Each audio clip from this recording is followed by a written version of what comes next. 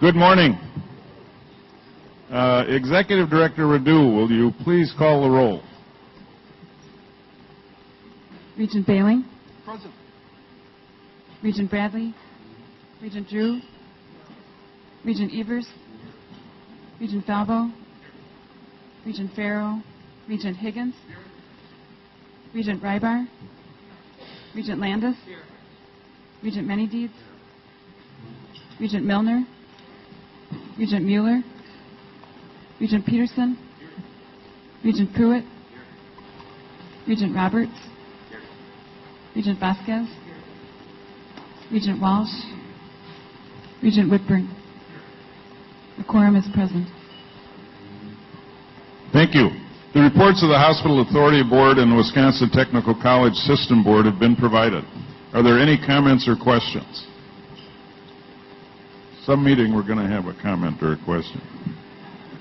I'd like to take this opportunity to thank our host, Chancellor Blank, for her generous hospitality both last evening and throughout our time here on the UW-Madison campus. I think the Regents would agree that it has been very informative, enlightening, and enjoyable, and we look forward to hearing even more about what's happening here on campus this morning. And you may have noticed a theme to Chancellor Blank's comments and talks, and when she even talked to us individually. It's tuition and chemistry building. Did I get it right? As part of my report this morning, I'd like to highlight one of the nation's largest and most successful privately funded Collar Scholarship programs, one that has had a chapter here on the UW-Madison campus since 1953, the Evans Scholar Program. The program, administered by the Western Golf Associations, provides more than 200 full tuition and housing scholarships awards each year to high school graduates who are evaluated on the following criteria: excellent academics, financial need, outstanding character, and strong record as a golf caddy. And here to tell you more about the program are Chancellor Blank and some special guests from the Evans Scholarship Program.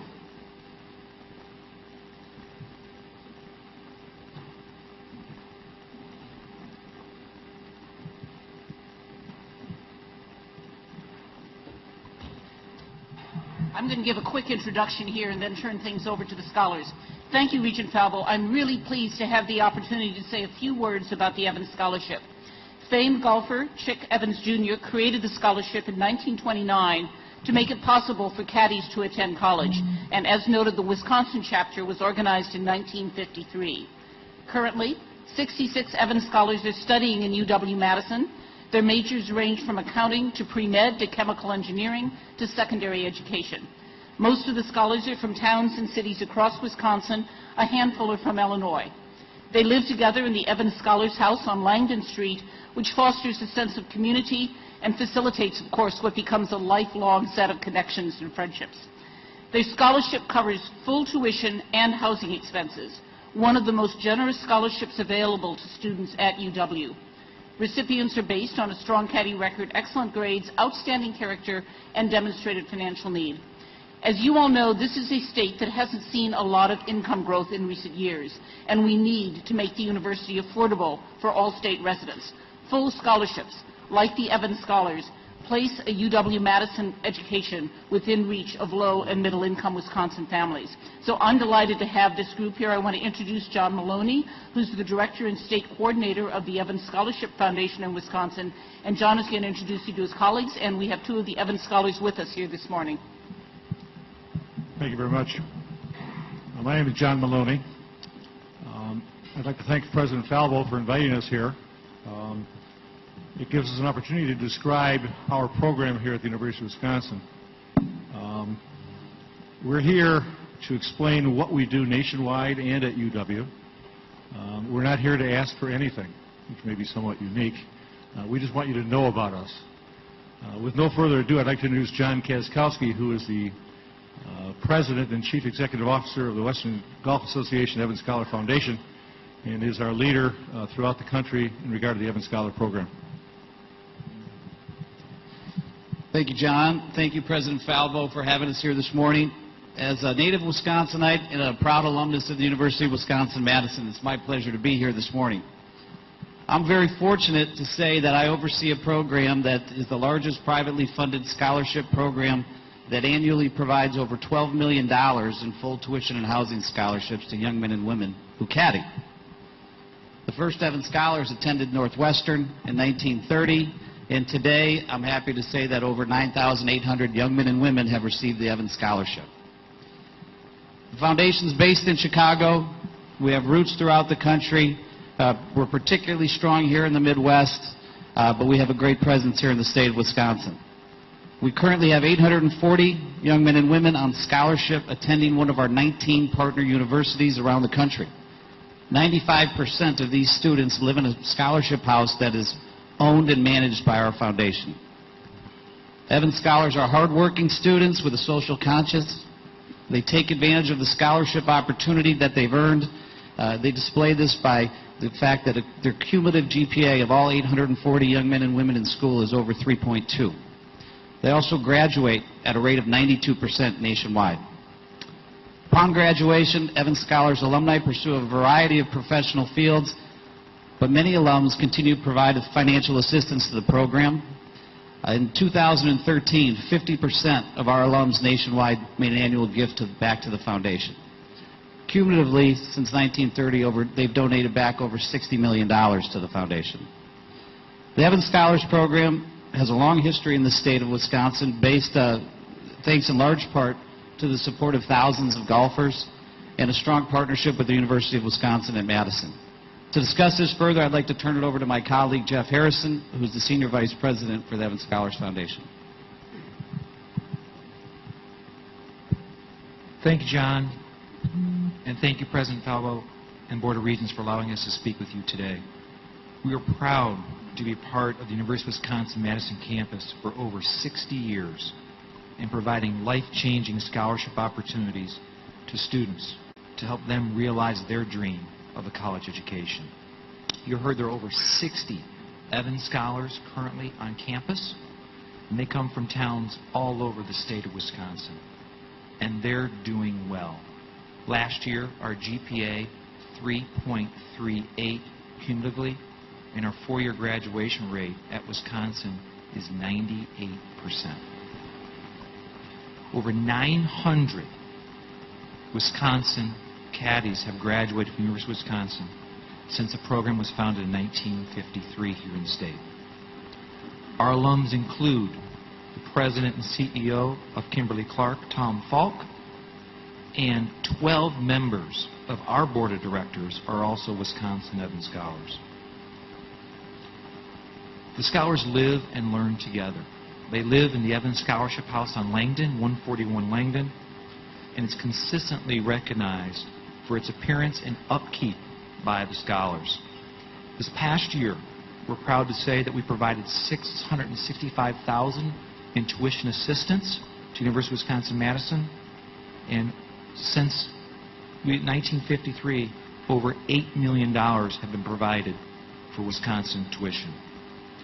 In addition, we're proud to say in 2013, the Evans Scholars Foundation was named the Scholarship Provider of the Year. The scholars are very involved in their community and philanthropy. They participate in Habitat for Humanity, host multiple blood drives, and also sponsor Christmas for Kids.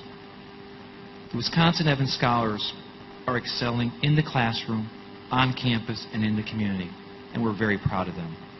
Now, I'd like you to hear from two current Evans Scholars. I am pleased to introduce Jacob Blatnick and also Diane Kilgus.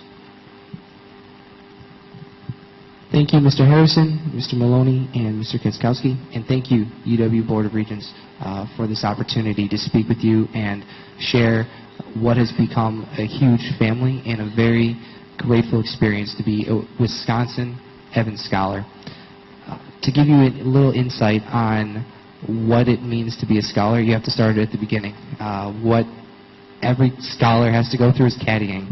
As a 12-year-old kid walking up to Tuckaway Country Club in Milwaukee, Wisconsin, Franklin, Wisconsin, being able to go in there and learn all of the do's and the don'ts for caddying, for being able to golf, and building relationships and mentorships that still last to this day. I had an experience there that has really set forth a life-changing experience. When it came to be my senior year and I was able to apply for the Evans Scholarship, there were several financial burdens that were put upon my family between medically necessary jaw surgery as well as breast health and breast cancer that eventually happened in our family. So to say that this scholarship hasn't helped me in any way would be a horrible thing to do. This scholarship has been more than just a financial burden relieved that the Evans Scholarship has provided for me. It's also been a family. And being able to be a part of a family at the University of Wisconsin-Madison with as big of a campus as this is has been phenomenal. I've been very fortunate and very blessed to have success in the Wisconsin School of Business with multiple internships, presidency, as well as other opportunities to really make a lasting impact at the school. But none of that would have been possible if I wouldn't have had the support of my colleagues and peers in the Evans Scholar Program, the WGA, as well as being able to be at Wisconsin. And Diane Kilgus is actually one of the individuals who really helped me during my first 2 years of transition and different family things going on. And I'd like to hand it over to her so she can share her experience with you as well. Thank you.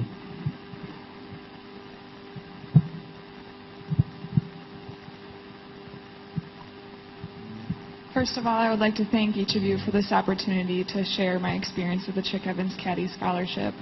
I must admit that it is impossible for me to convey my passion for the scholarship in merely a few minutes, for the scholarship has changed my life indefinitely, and it would take a lifetime to define the significance it has had on me.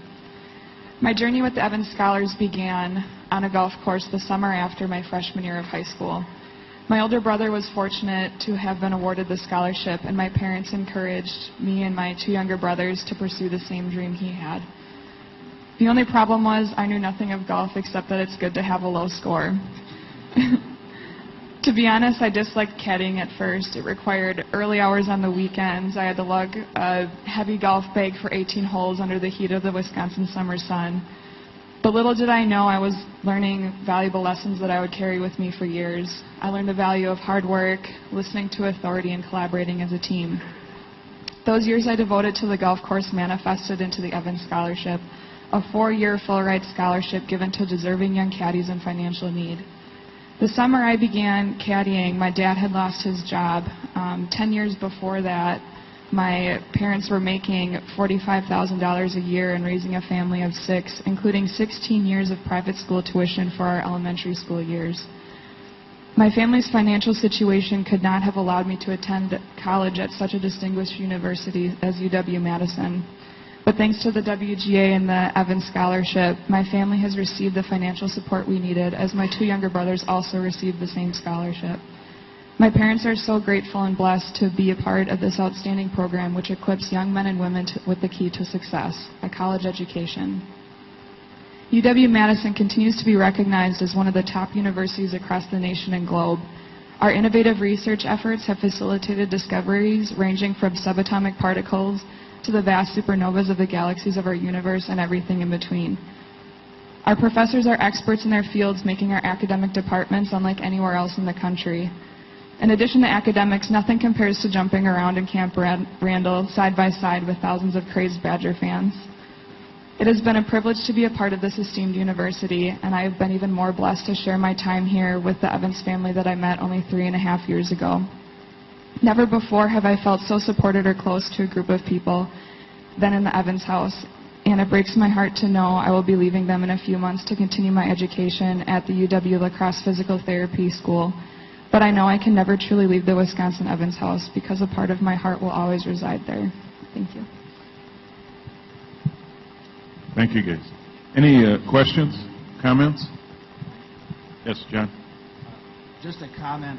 Please, John, you got to talk really close to it so we can hear your words of wisdom. I want to congratulate the two young people that are here today. I tried caddying, and after a disgruntled golfer threw his club in my direction, I never went back. But I do want to mention a graduate alumni of your program, Josh Jackson, who came from a working class background in Milwaukee. I had the privilege of coaching Josh in youth soccer. He had a fabulous education here, and I ran into him the other day. He is a kindergarten teacher at Sherman Elementary School, Milwaukee Public Schools, giving back to the community, and it's a testimony to your program that Josh has been able to accomplish what he has. Thank you. Thanks, John. Other questions, comments? John, you have? Just in closing, again, we'd like to thank you for the opportunity. The Evans program is a quiet presence at the university. We have 14 different chapter houses throughout the country. And we want to come here and talk to you about our program because we're very proud of it. We're going to end with a 30-second video that was played at the BMW Championship. In terms of the future, our current plans are, a year and a half ago, we updated and renovated the Marquette House where we have 60 scholars. I was involved in that project, and we have plans that we are going to renovate the house on Langdon Street at the expense of the Western Golf Association, and we're going to spend $2 to $3 million to renovate that house within the next couple of years. It's also our intention to expand the number of scholars that we send to the University of Wisconsin. We value our relationship with the university. Our scholars thrive here.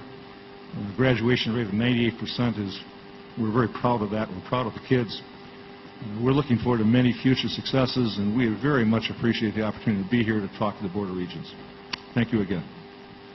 Thanks, Jim. Each year, more than 825 deserving caddies across the country get to go to college, thanks in part to the BMW Championship and the Western Golf Association. Without the Evans Scholarship, I most likely would not have been able to attend college. Receiving that letter was probably one of the most life-changing experiences. There are 9,000 Evans Scholars alumni across the country looking to make a difference. Join me and support the Evans Scholarship. Go to pgatour.com/together. Thank you.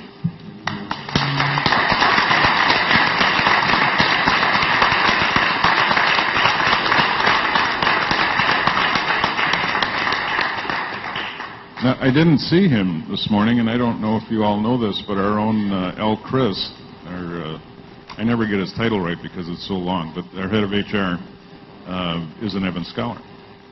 And is, oh, did he? Okay, I'm sure he would have liked to be here.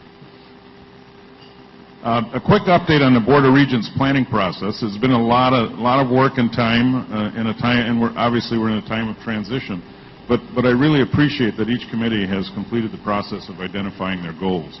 We're in the process of compiling the goals into a single report, which the board office will be forwarding to the regents and others in the very near future.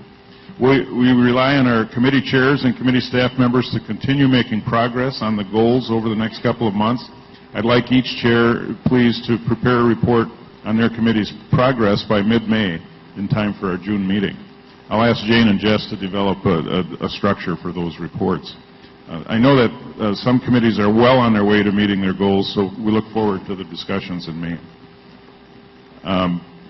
Search updates. At this time, I'd like to provide updates on several of the searches that are currently in the works. By the way, the president's search is finished.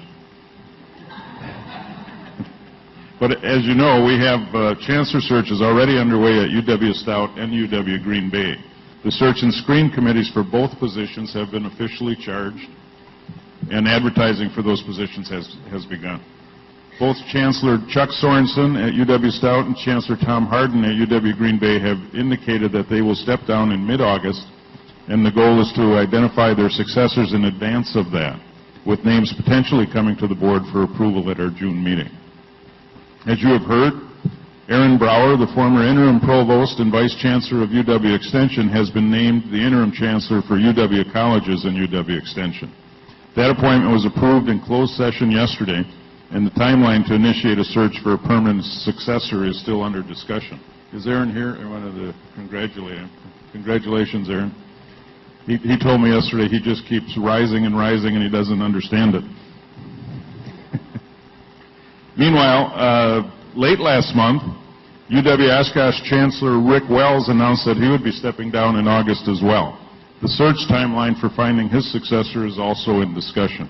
We have several other searches also in progress. The process for identifying a vice president for university relations, a new UW system position, is currently underway.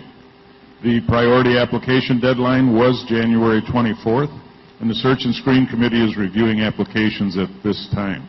It's anticipated that its decision could be made by sometime in late March. We're also looking for a new vice president for finance. The search committee was appointed just this week, and the charging meeting for those committee members will be next Tuesday. An appointment will be made likely early May. On one other front, interviews for the finalists of the UW System Chief Audit Executive position are actually taking place later today. I'm sure Jerry will update us more in his report, and we expect a decision to be announced very soon. Finally, Governor Walker recently announced that he was accepting applications for a new non-traditional student regent, which we all signed a petition to say, leave us the old one, to serve on this board. Regent Tracy Rybar's term comes to a close in a few months. We'll keep you posted on that search, and in the meantime, we appreciate our remaining time that we have with Tracy. Continuing on the personnel report, there have been a few other changes announced recently in UW System administration. Late last month, Deputy General Counsel Chris Ashley announced that he has accepted a new position as General Counsel of the Research Foundation for the State University of New York. Chris's last day here will be February 21st. Is Chris with us today? Oh, he was here yesterday. Okay. Probably should have done this yesterday. Chris began working in the office in 1999 and has ably represented the university and the state of Wisconsin for over 14 years. As General Counsel Tom Stafford noted in sharing this news, he has worked with Chris for 13 of those years, and he will greatly miss Chris's keen legal mind, his steadiness, and his willingness to take on difficult assignments. I think those of us who have had the privilege of working with Chris over the years would gladly second that motion. I'd like to congratulate Chris, but he's not here. The only other thing which I thought was quite an accomplishment of his, he made it on my personal list in second place of people who have said no to me most often. First place is not up for discussion, but also David Drew, Executive Director of Communications and External Relations for UW System, has announced that he has accepted a new opportunity as the Director of Marketing Communication Team in UW-Madison's Division of Continuing Studies.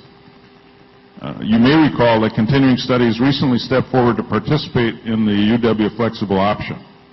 I think I speak for many of us when I say that David has done a terrific job on behalf of the system. The challenges at times have been daunting, from helping to articulate the university's position on important issues, to fielding press calls, to juggling multiple priorities and people's interests. Through it all, Dave has met these challenges, both big and small, with great patience, a keen understanding of the details, and frequently a welcome dose of quick wit. On behalf of the board, I'd like to thank him for his fine service and dedication to the UW system, and we wish him the best. David, I know you are here. There he is.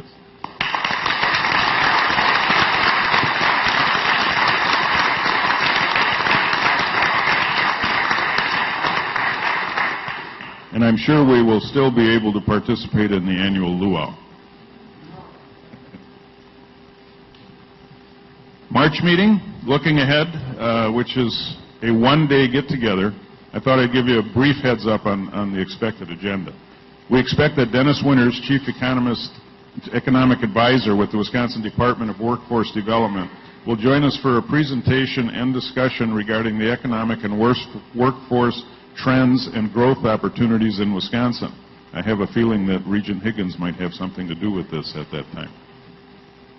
We'll follow this with conversation with business and university leaders about how the UW is anticipating the state's future needs to become more competitive. We will also continue our discussion surrounding biennial budget development. It was so exciting, I had many requests to do it again, David, so we're going to have more budget discussions. This will, of course, be Ray Cross's first meeting in his new role as president of the UW system, and we can expect him to address his vision and priorities going forward. At the March meeting, we will also present the Regents Academic Staff Excellence Awards, so it may be a short meeting, but it looks like a full agenda. I'd like to thank Dick Telfer for his strong role he's playing in planning the March meeting, and not just planning the March meeting, but for everything he's done. The interim presidency, I know, was a short period of time, but it doesn't in any way, shape, or form define all the help Dick has provided prior to being interim president, and he may not know it yet, but even after being interim president. It will keep you posted on any further developments. That concludes my report for today, and I will turn it over to Interim President Telfer. Thank you, President Falbo. And good morning, everyone. Late last month, Wisconsin's higher education leaders joined together to send a joint statement to Washington, D.C.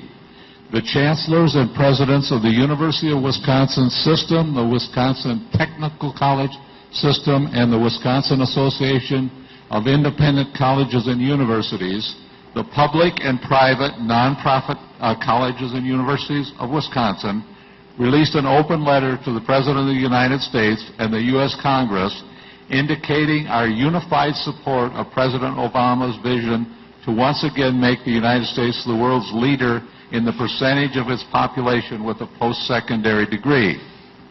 We also expressed deep concern, however, that the proposals in the administration and Congress to create a post-secondary institution rating system called PIRS could undermine the achievement of that vision by limiting the choices students have when determining which institutions to attend, reducing financial aid for low-income adult and place-bound students, and causing redundancy and inefficiency in the data that Wisconsin public and private nonprofit universities and colleges already make readily available to potential students and their families.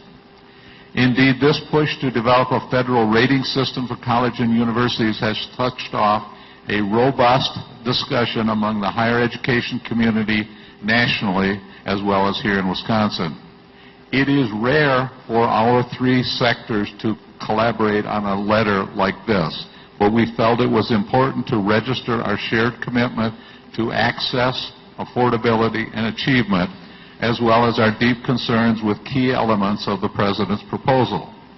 Because the Department of Education is gathering input on the construction of such a system, we considered it important to share our specific concerns through this open letter to the President of the United States and the U.S. Congress, as well as respond to the call for comments issued by the Education Department. We will continue to monitor these efforts and offer our views on this important issue. My next topic is posters in the rotunda. I'd like to remind all regents, everyone in the room, that the UW System's Posters in the Rotunda event, a celebration of undergraduate research, is coming up on Wednesday, March 12th at the state capitol. We know that the academic research done on our UW campuses has a major impact on the state's economy, and students are an increasing part of that.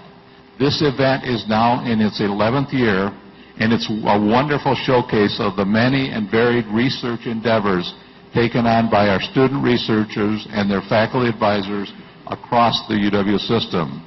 It is also a good opportunity to join other UW representatives in making legislative visits. I encourage you all to mark this event on your calendars, and we look forward to seeing you there. Yes, Regent Higgins. President Telfer, I don't mean to bust in on that, but I do want to mention that the Board of Regents Ready Committee is looking to take advantage of the buzz that the Posters in the Rotunda creates, and we will be having a reception for legislators, members of the Governor's Office, and regents, and our selection committee members for the Economic Development Incentive Grants, as well as participants who are actually putting the rubber on the road with those Economic Development Incentive Grants, and their industry partners on the late morning of that day. So another event will be going on, and we hope that Regents will be able to take advantage of it also. Thank you, and I assume we will get additional information out about that event. Growing Wisconsin. I'd like to call Regents' attention to something in your packets. It's a magazine called Growing Wisconsin. It's a publication sponsored by the Wisconsin Department of Agriculture, Trade, and Consumer Protection. On page 46, marked with a sticky note, you'll find a good example of Knowledge Powers Wisconsin, a Knowledge Powers Wisconsin ad. This one showing how world-class UW research and specialized degrees power Wisconsin farmers and our state's $50 billion agriculture industry. I'm pleased to say that several UW institutions, in addition to UW System, collaborated on this ad, and that includes UW Cooperative Extension, UW Platteville, UW River Falls, and UW-Madison School of Veterinary Medicine and the College of Agricultural and Life Sciences. We have a limited supply of additional magazines, so please let us know if you would like more hard copies to share with others. It is also available online through wiagriculture.com. Now, the next segment of what I will be talking about is news from around the UW system. First, hot off the press, and you may have seen this, on Tuesday, Microsoft named UW-Madison.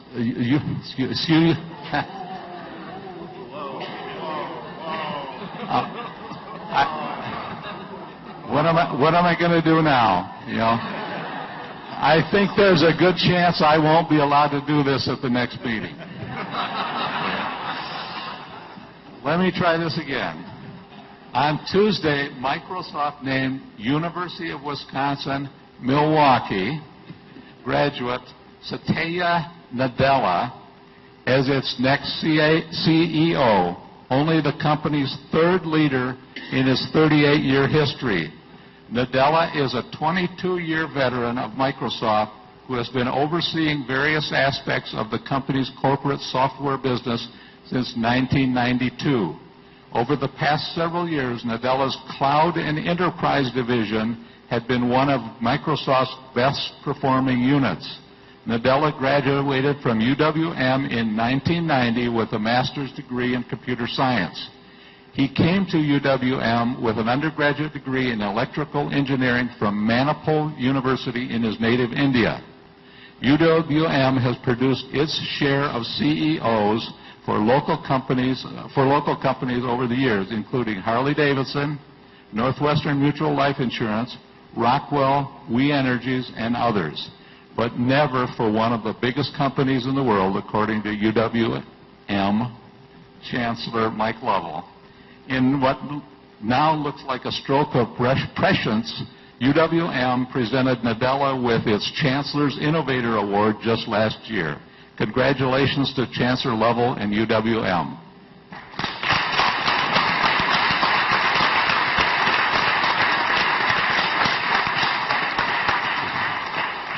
UW-Platteville reports that the Sky's the Limit program has received the Rosa Parks Diversity Leadership Award from the Wisconsin chapter of the Women's Transportation Seminar, an international organization focused on building the future of transportation through the global advancement of women. UW-Platteville's outreach program, which was launched back in 2005 and expanded in 2010, is designed to introduce young women to careers in the STEM fields. It offers weekend events for girls in grades 7 through 12, centered around age-appropriate, hands-on projects that encourage them to learn more about careers in STEM fields, while interacting with college students and professionals. The Rosa Parks Diversity Leadership Award is presented to an organization that has exhibited outstanding efforts in developing opportunities for women and minorities, while also promoting diversity and cultural awareness within their organization. Congratulations to Chancellor Shields and the UW-Platteville campus.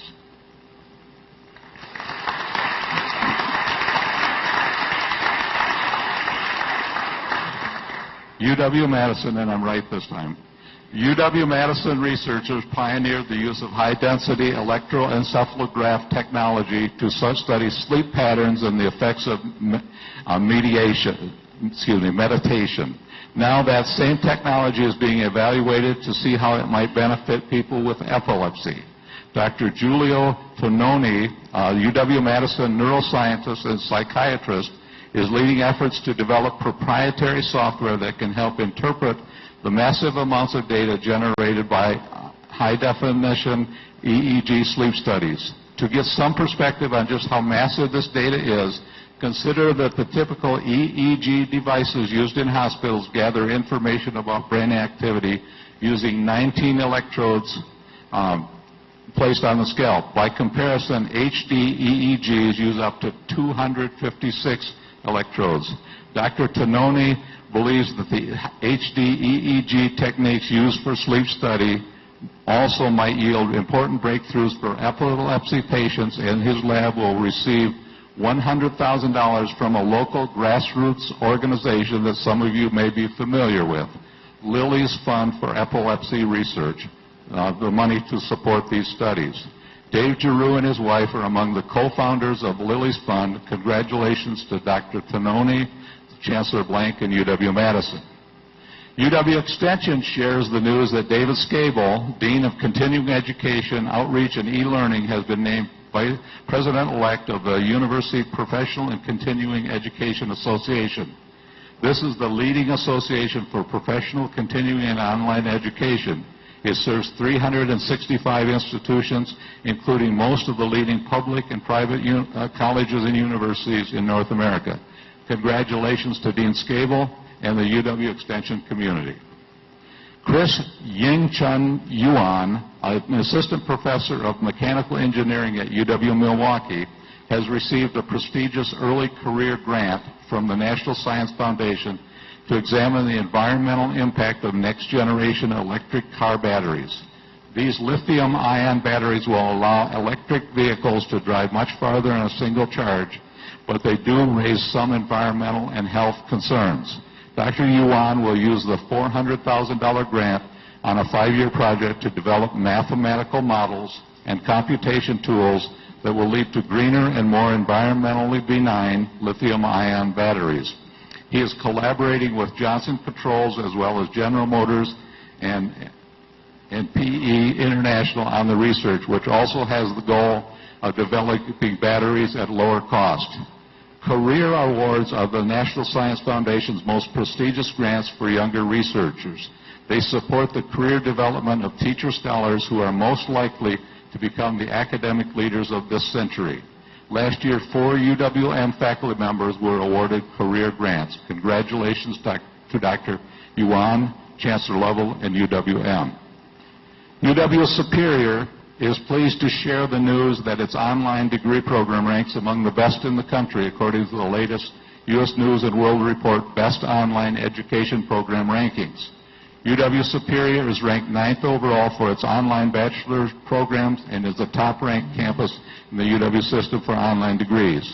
The university's 35-year-old distance learning program is one of the oldest in the state and was the first to offer self-paced independent learning leading to a degree.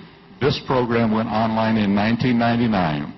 The U.S. rankings consider student engagement, faculty credentials and training, peer reputation, and student services and technology. Currently, 551, or 19% of UW Superior students are seeking online degrees.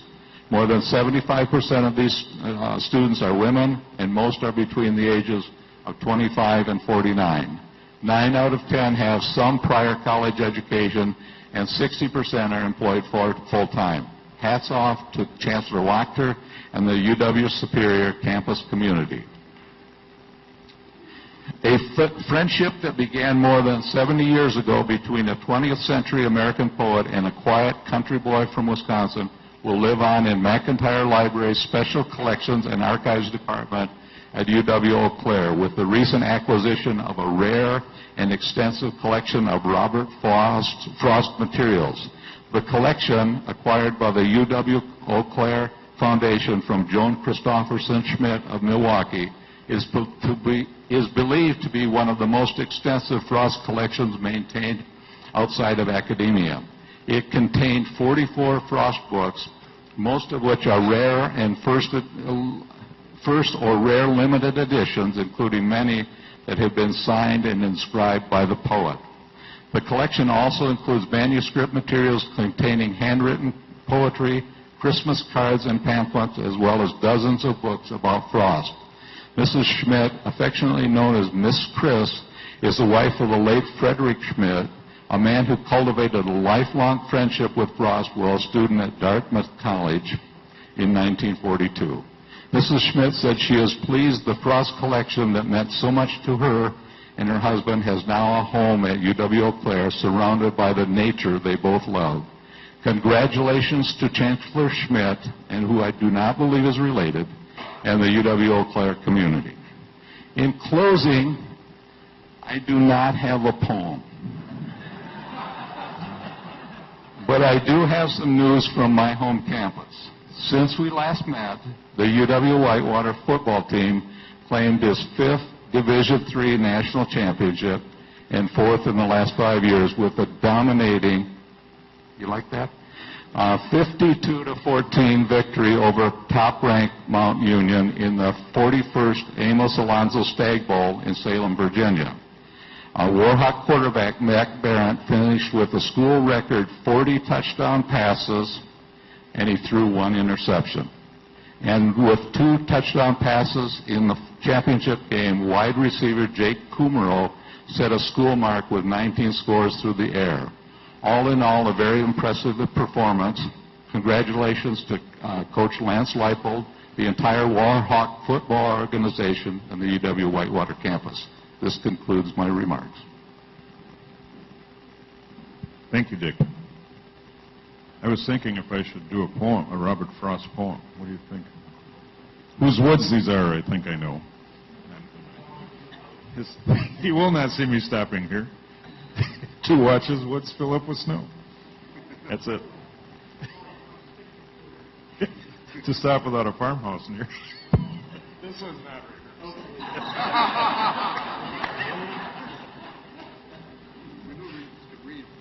That was terrible, wasn't it? I apologize to everybody in the room. And miles to go before I sleep. Stop it. We're going to turn our attention from poetry to athletics, which is a nice segue. In 2012, the Board of Regents approved new reporting guidelines calling for UW institutions that participate in NCAA Division I Athletics to annually provide information to the board regarding academic, fiscal, and compliance matters related to NCAA Division I intercollegiate athletics. This accountability framework allows the board to provide proper oversight and safeguard the well-being and success of the UW system student athletes. It also provides an opportunity for us to review the financial viability of UW athletic programs and how they contribute to the institution's academic mission. Through these routine reports, we hope to maintain good lines of communications between the institutions, the system president, and this board. The UW system has 3 institutions with Division I NCAA athletic programs. UW-Madison was the first to present back in December of 2012. Last June, we heard from UW-Milwaukee, and this past December, UW-Green Bay presented its first report. Today, we will get an update report from Badger Central. For that, I'll turn the floor over to UW-Madison.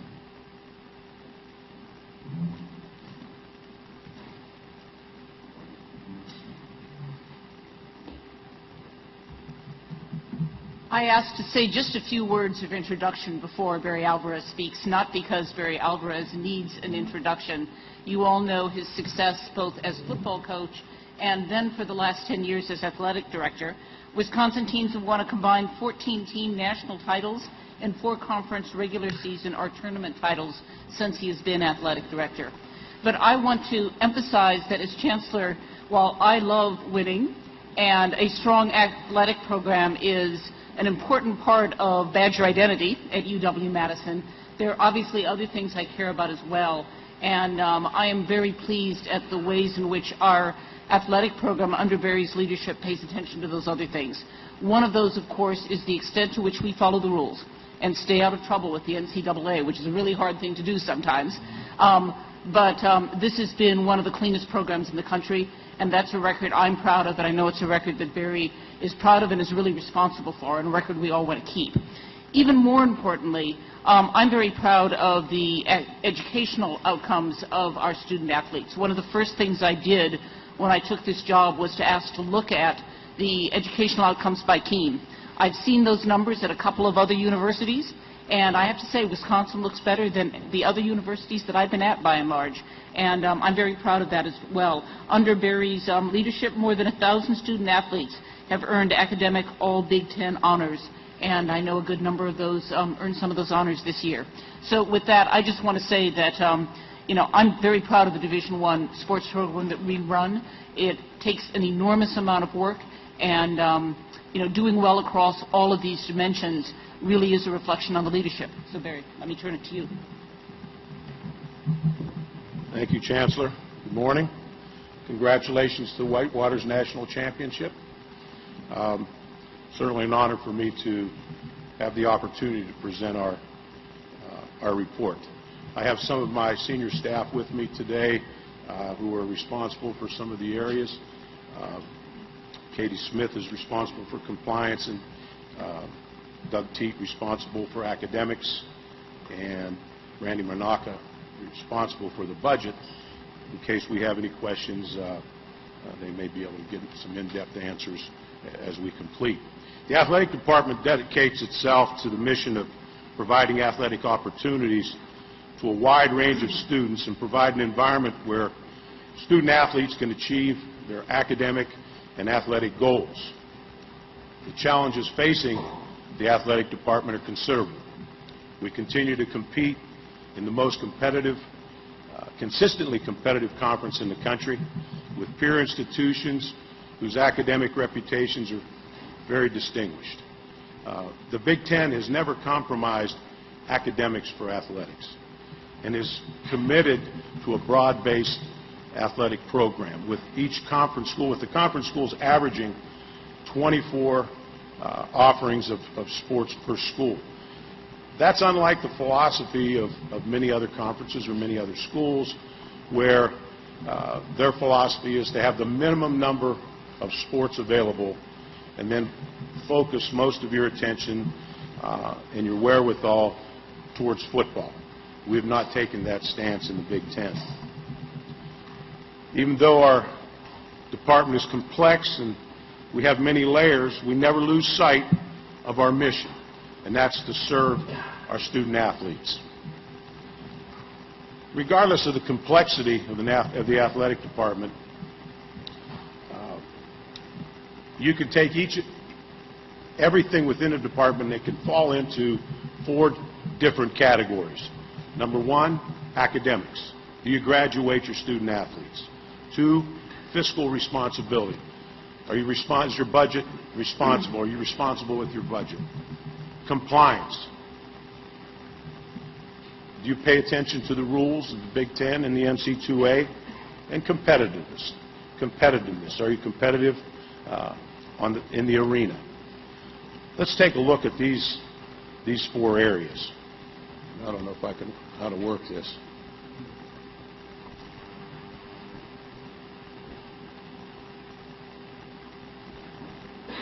All right, academic success.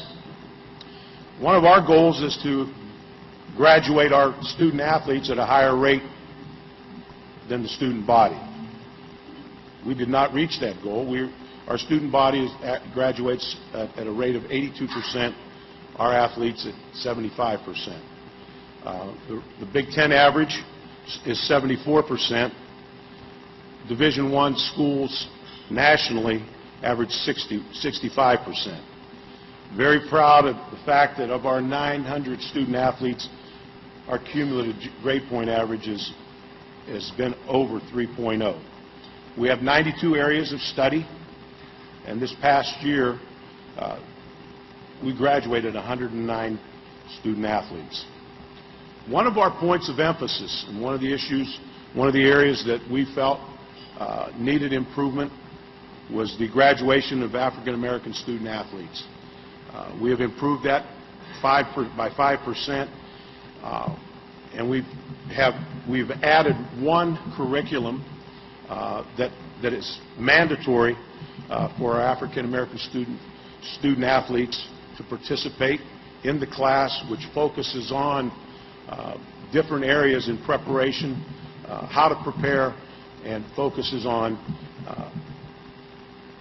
them being put in a position to graduate.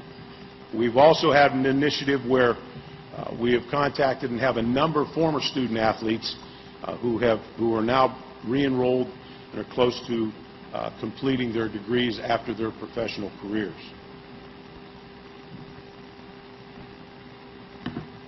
Next, fiscal responsibility.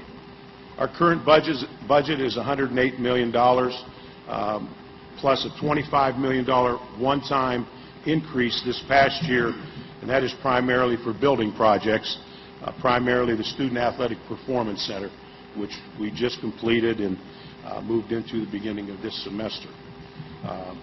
This budget supports 23 sports, approximately 900 student athletes. We employ approximately 600, have 600 employees. Last year we did an economic impact study which showed that our athletic department generates $1 billion in revenue to the community, creates 9,000 jobs, generates $52.8 million in income tax, and we have ended the 2012-13 year with a positive cash balance.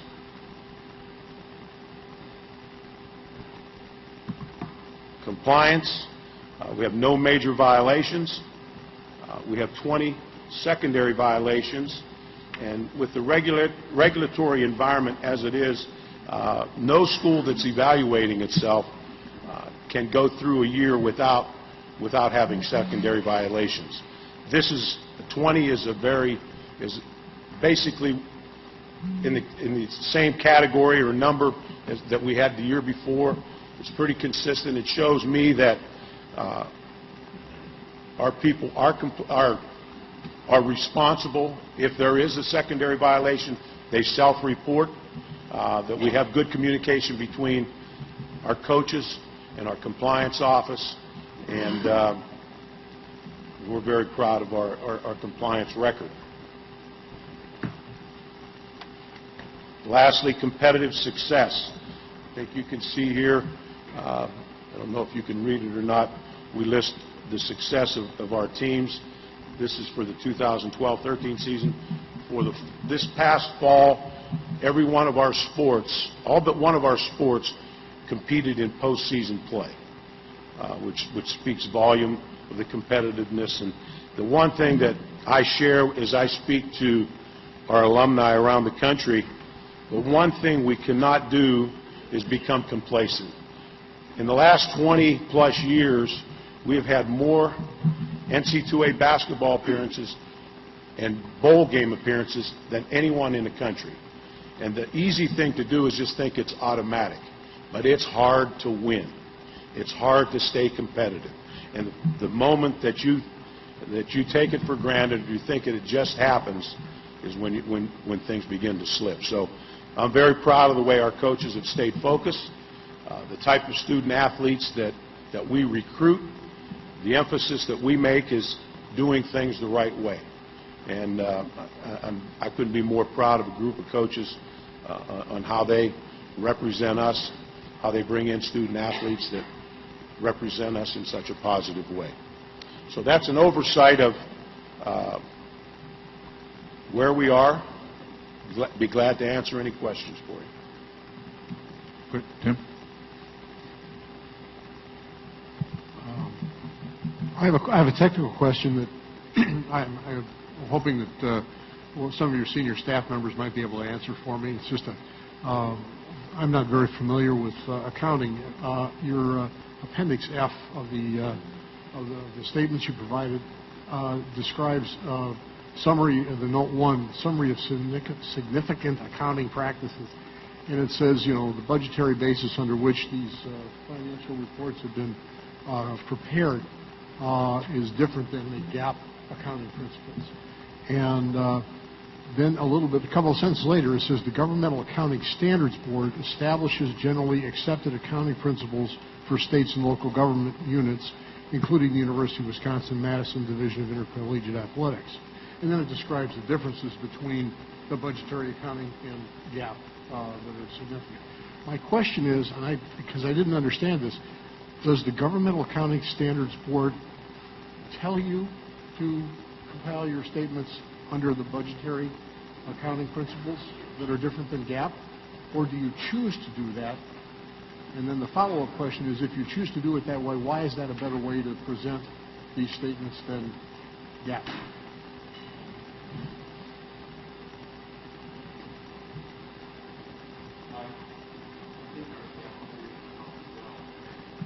Thank you. That was an established practice for a long time here. I believe. Sorry about that. That's been an established practice at UW-Athletics for a substantial period of time. I am not sure of the history, why it was chosen to do it that way. I'm hoping one of the folks from system administration might know a little bit more about it than I do. Well, I'm sorry, it's not something we have to answer right now. The only reason I'm bothering you about it is because I just read this stuff last night, and there wasn't any way to answer the question better. Darrell? Let me just take a stab. In practice, we keep our books on a cash basis because that's the way the state keeps its books and the way we have to report to the state. GAAP doesn't impose any requirements on intercollegiate athletics. But we think it's a wise thing to also understand what our books look like from that perspective. Thank you. So, yeah. Can I just? I was just wondering if you could share, maybe beyond just the Madison campus, and just sort of some reflection on where you see Division I, kind of, if you will, big-time Division I athletics going, particularly over the next 3 or 4 years. We've had this tremendous explosion in the dollars involved within programs. You have conference realignment. You have, I mean, I'm 3, 4, 5 years from now. It obviously raises certain issues of how big is too big, and what do all these dollars really mean, and can there be potential compromises within a program? The TV money right now is large, huge. You saw the realignments, and what schools were trying to do was align themselves with a conference that had a piece of the TV money and had a piece of being an automatic BCS qualifying conference if you would win that conference. I don't know how much more realignment you will see. I think you will see a huge change in NC2A rules and the structure of the NC2A rules and the deregulation of many of the rules that we go by right now, which are antiquated. I think you'll see more of an emphasis of separating the Big Five conferences, the BCS conferences, from the smaller Division I schools. Right now, you have 3 times as many votes with those smaller schools as you do with the 5 BCS conferences. So we're either going to get a weighted vote by the BCS schools, or they're going to separate, or they're going to vote separately and manage themselves individually. But I think that change will be soon, probably within the next year. Where this will end, I don't know. It's scary to see the money and the cost that continues to rise, the expense that we have in major college athletics, and I think it concerns all of us. But we try to stay prudent with it. We try to keep our principles that have been developed by the Big Ten and our development. But I don't see much more realignment. I think that is settled. If anything else, I see some backing out of there, because I think what some of the schools forgot, when you're in one part of the country, if you're West Virginia playing in the Big 12, that's okay for football. But you've got 20 other sports that have to travel, and the cost of travel could, just mind-boggling. And it's something that, I feel very fortunate that we're a member of the Big Ten. We're one of the stable conferences. I felt good when my alma mater, the Harvard of the Midwest, Nebraska, joined the Big Ten. Just felt that they had a good home and that there was security in our league, and there wasn't a lot of change. So I don't know if that answered your question. But. Here. I had a question about the area of compliance. It's a little bit like the question about what's happening in general. Over the years, compliance has really gone into the weeds.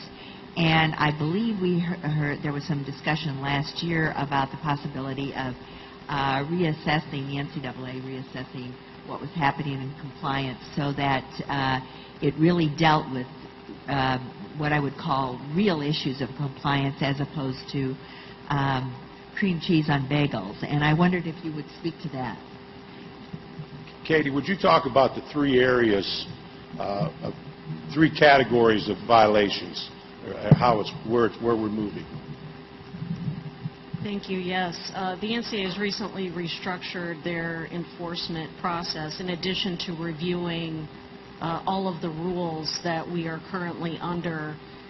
We have now gone from major and secondary violations to 4 different levels of violations to try to make sure that a violation that is inadvertent and not as serious but doesn't fit the category necessarily of secondary doesn't automatically get labeled as a major. So there's some room there to put it in an appropriate category, including level 3 violations, which actually can, there are some that can result in head coach responsibility. So it puts a lot of the onus on the head coaches to create a culture of compliance within their sport if they haven't already. And I know we've been fortunate here that that is an emphasis of our head coaches. Specifically, what you're referring to in terms of the weeds that we've been dealing with on a daily basis, whether it be you can give the student athletes bagels but no cream cheese on the bagels, which recently just changed to our student athletes' delight. There's still a number of rules that we deal with and the coaches deal with on a daily basis that really are ones that are not where you want your focus. You'd rather your focus be on matters of academics and agents and runners and educating our representative athletics interests. So I think that they're really trying to pare it down nationally to let compliance offices and athletic departments focus on those core values. Thanks, Katie. Other questions, comments? Jay? Thank you, Mr. Alvarez. Recently, the University of Northwestern student athletes voted to unionize, and I know this has been a heavy topic in the NCAA. Can you, and I understand it's in course, but can you elaborate maybe on the future or issues pertaining to student athletes attempting to unionize within a program?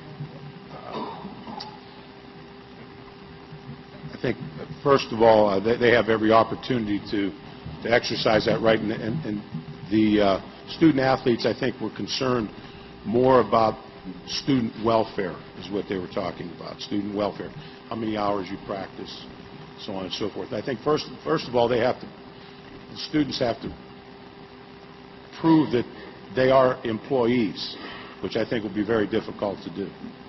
But every rule that we have passed in the NC2A recently has been for student welfare. So, and as you see the rules change, there's more of an emphasis on concussions. There's an emphasis on backing off of full contact, how many days you can wear pads, the length of practice, and how long you can practice. Those are things that are all being addressed.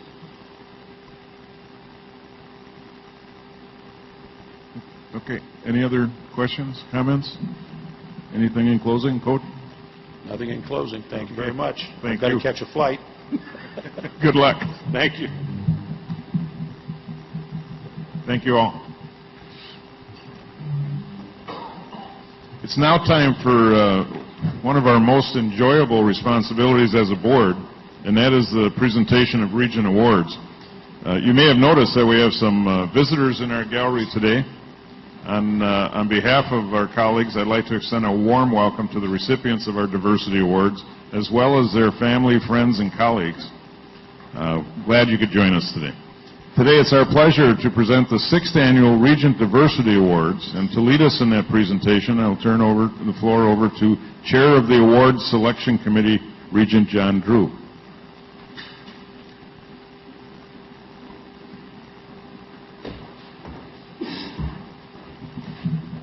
Good morning.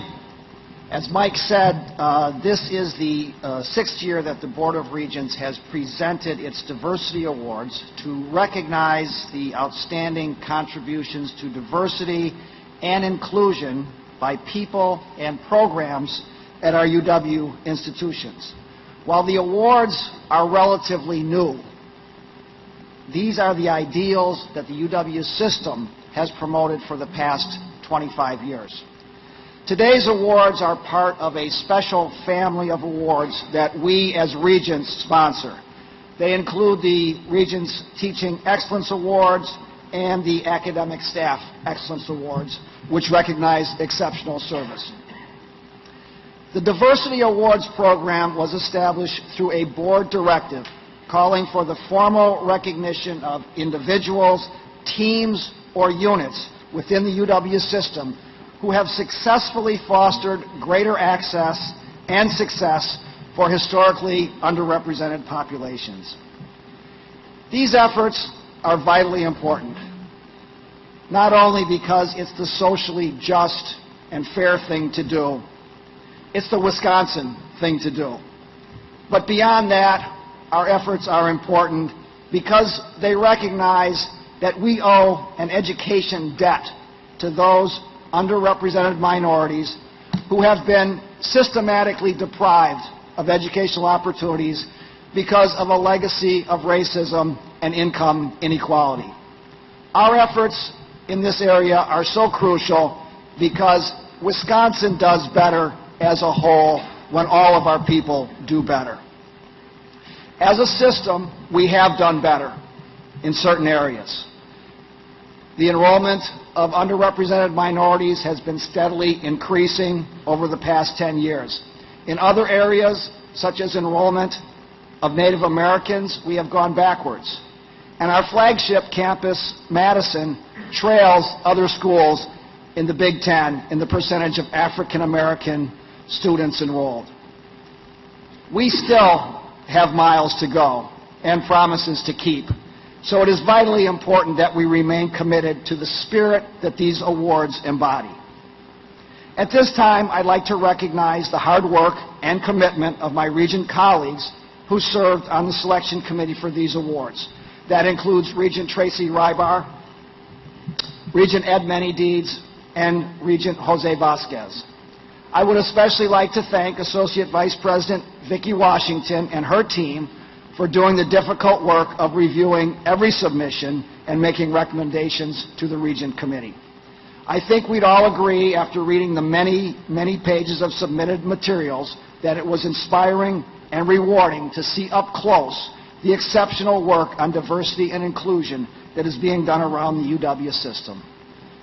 The people and programs that we're going to hear about this morning understand what's needed. More than that, they do something about meeting these needs. Each of our award winners here today shows a genuine respect for human differences, a deep attentiveness to the learning process, and a keen responsiveness to students and their educational needs. We are proud to recognize their accomplishments and proud they are part of the UW system family. For the awards ceremony itself, my colleagues on the Regents Selection Committee will each introduce one of the award recipients and present the award.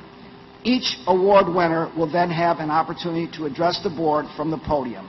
I first call on Regent Tracy Rybar.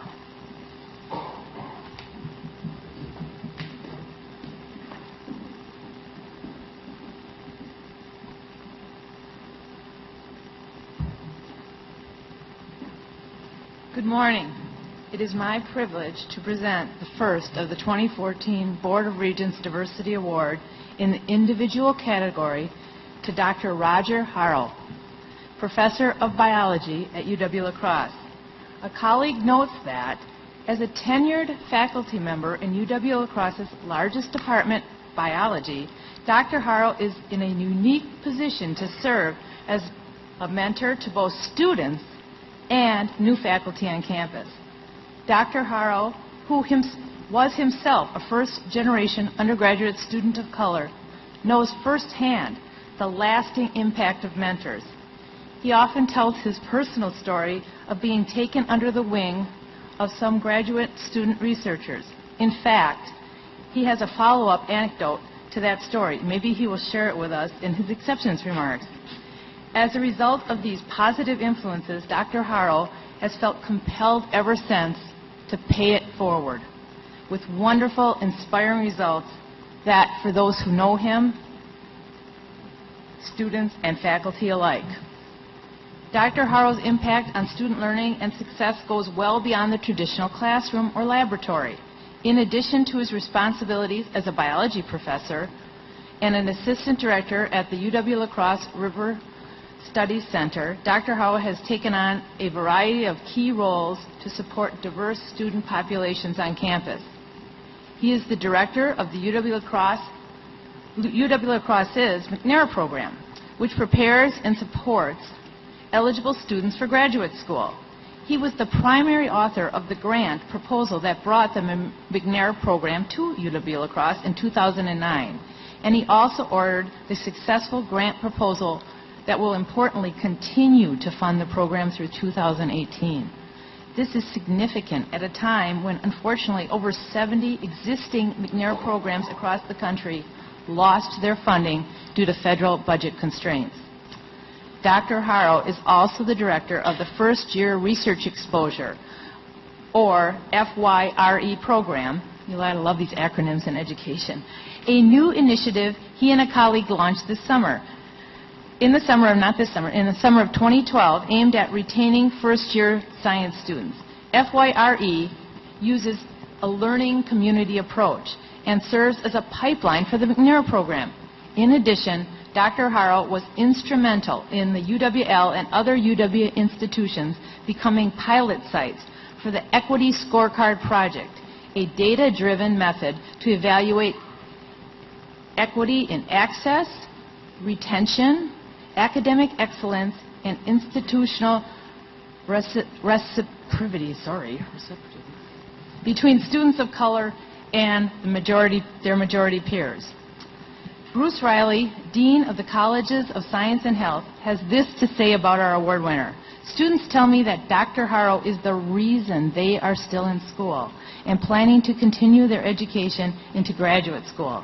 He is helping them achieve their dreams. And in many cases, he is helping students develop their dreams. On that note, it is my pleasure to present our first Regents Diversity Award to Dr. Roger Haro.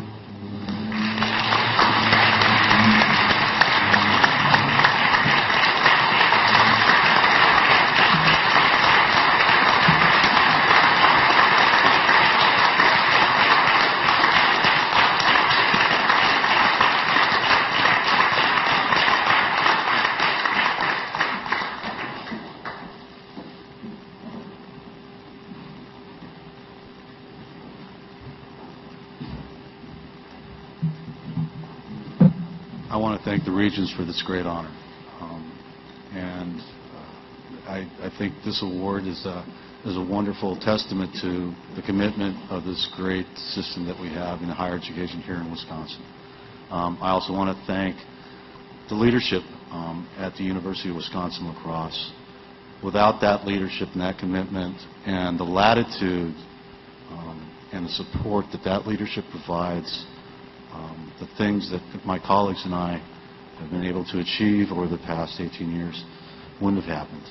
There's a lot of legacy there. And I also want to thank my wife, Lisa, who's with me today, for all the support that she's given me through the years.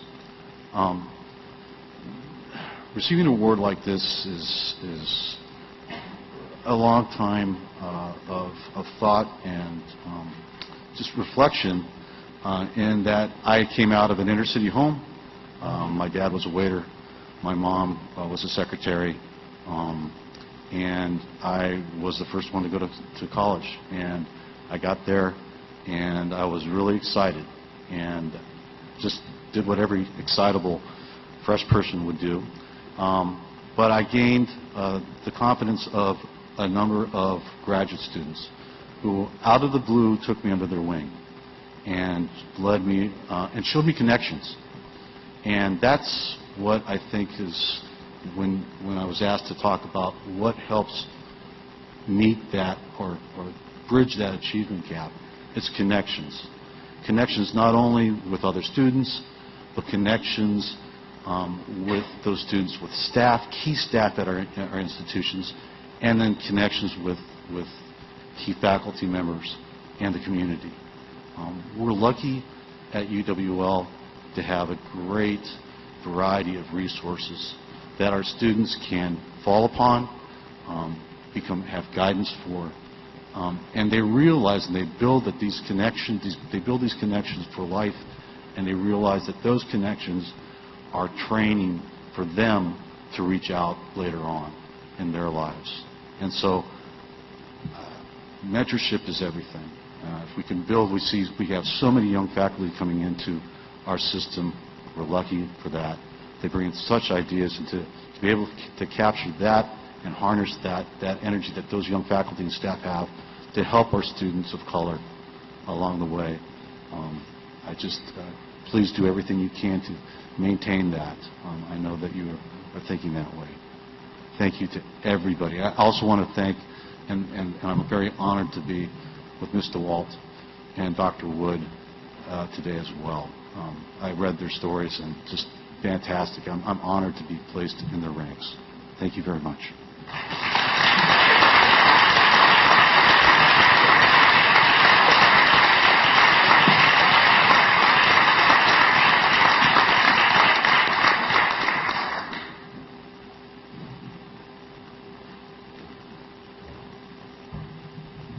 Well, I was just going to jump up here, but I realized that I can't do that anymore.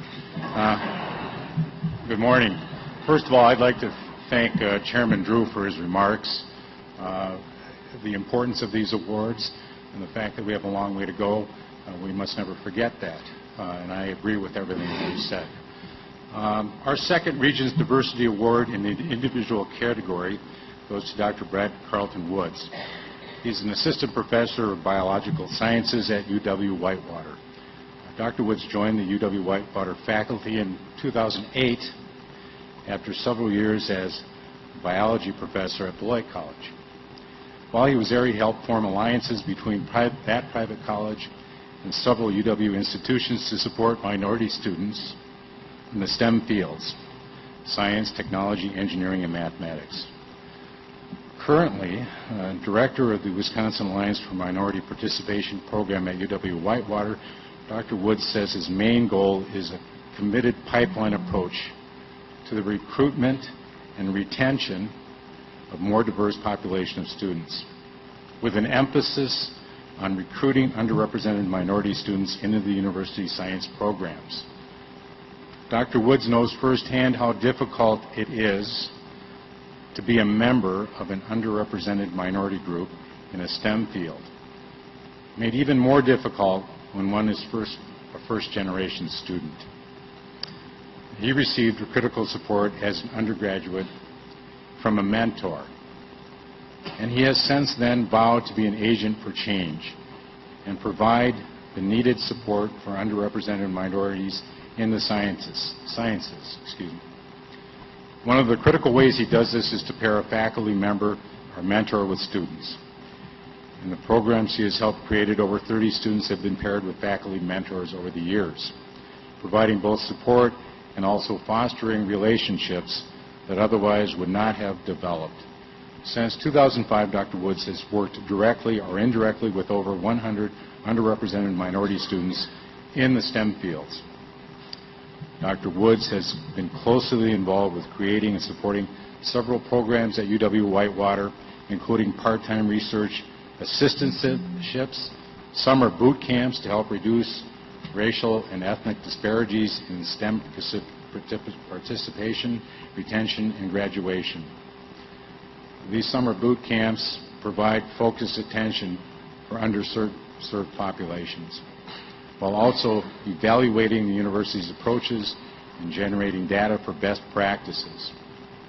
He has been the principal or co-principal investigator on grants totaling more than $150,000 in support of these students of color in STEM fields. Dr. Woods is described by a colleague, the very colleague that helped recruit him from Beloit College, as a matter of fact. And having said that, his quote is, "The rare combination of commitment, technical expertise, and great interpersonal skills. These abilities have allowed him to navigate students through difficult STEM majors while serving as both a fierce student advocate and university resource." Unquote. Please join me in welcoming our second Regent Diversity Award winner, Dr. Brett Carlton Woods.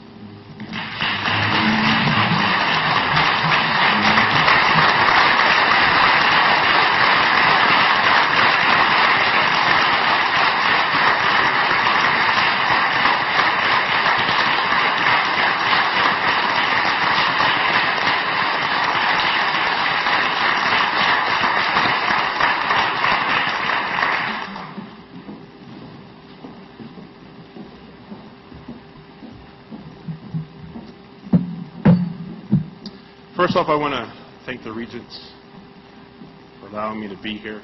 I'll be honest with you, when I was asked to apply for this, or when Dr. McGregory and Dr. O asked me to do this, I said no.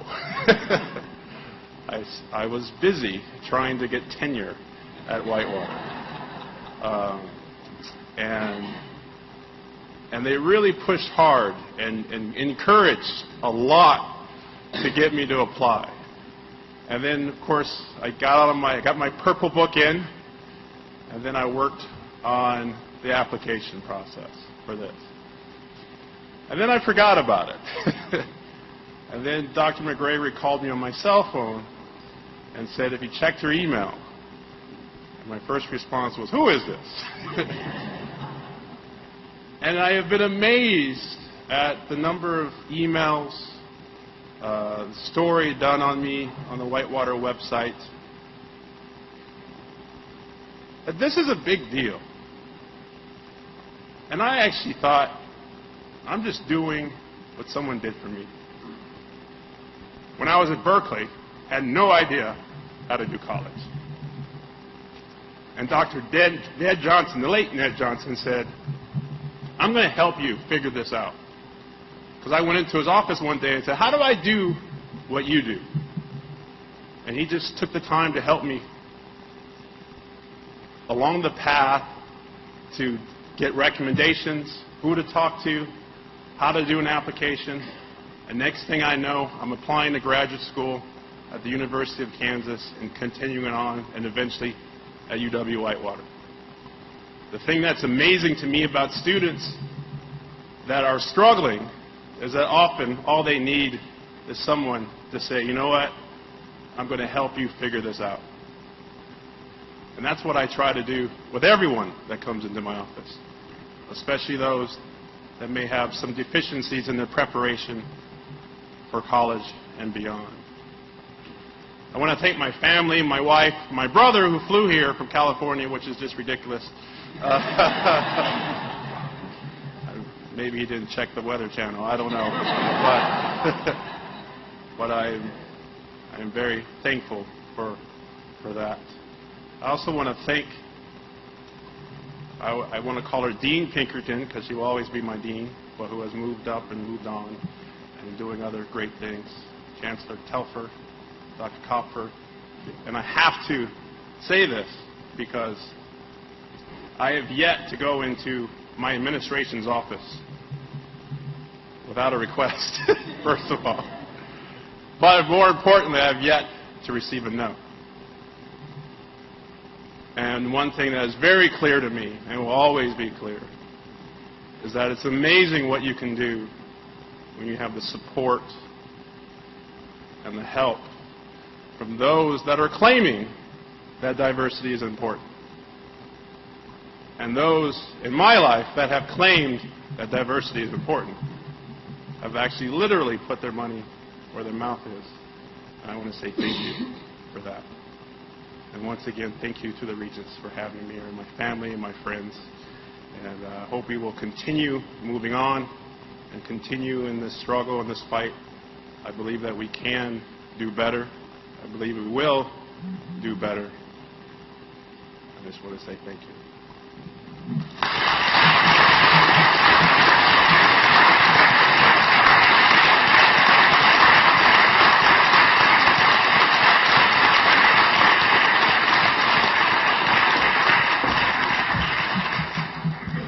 Good morning, everyone.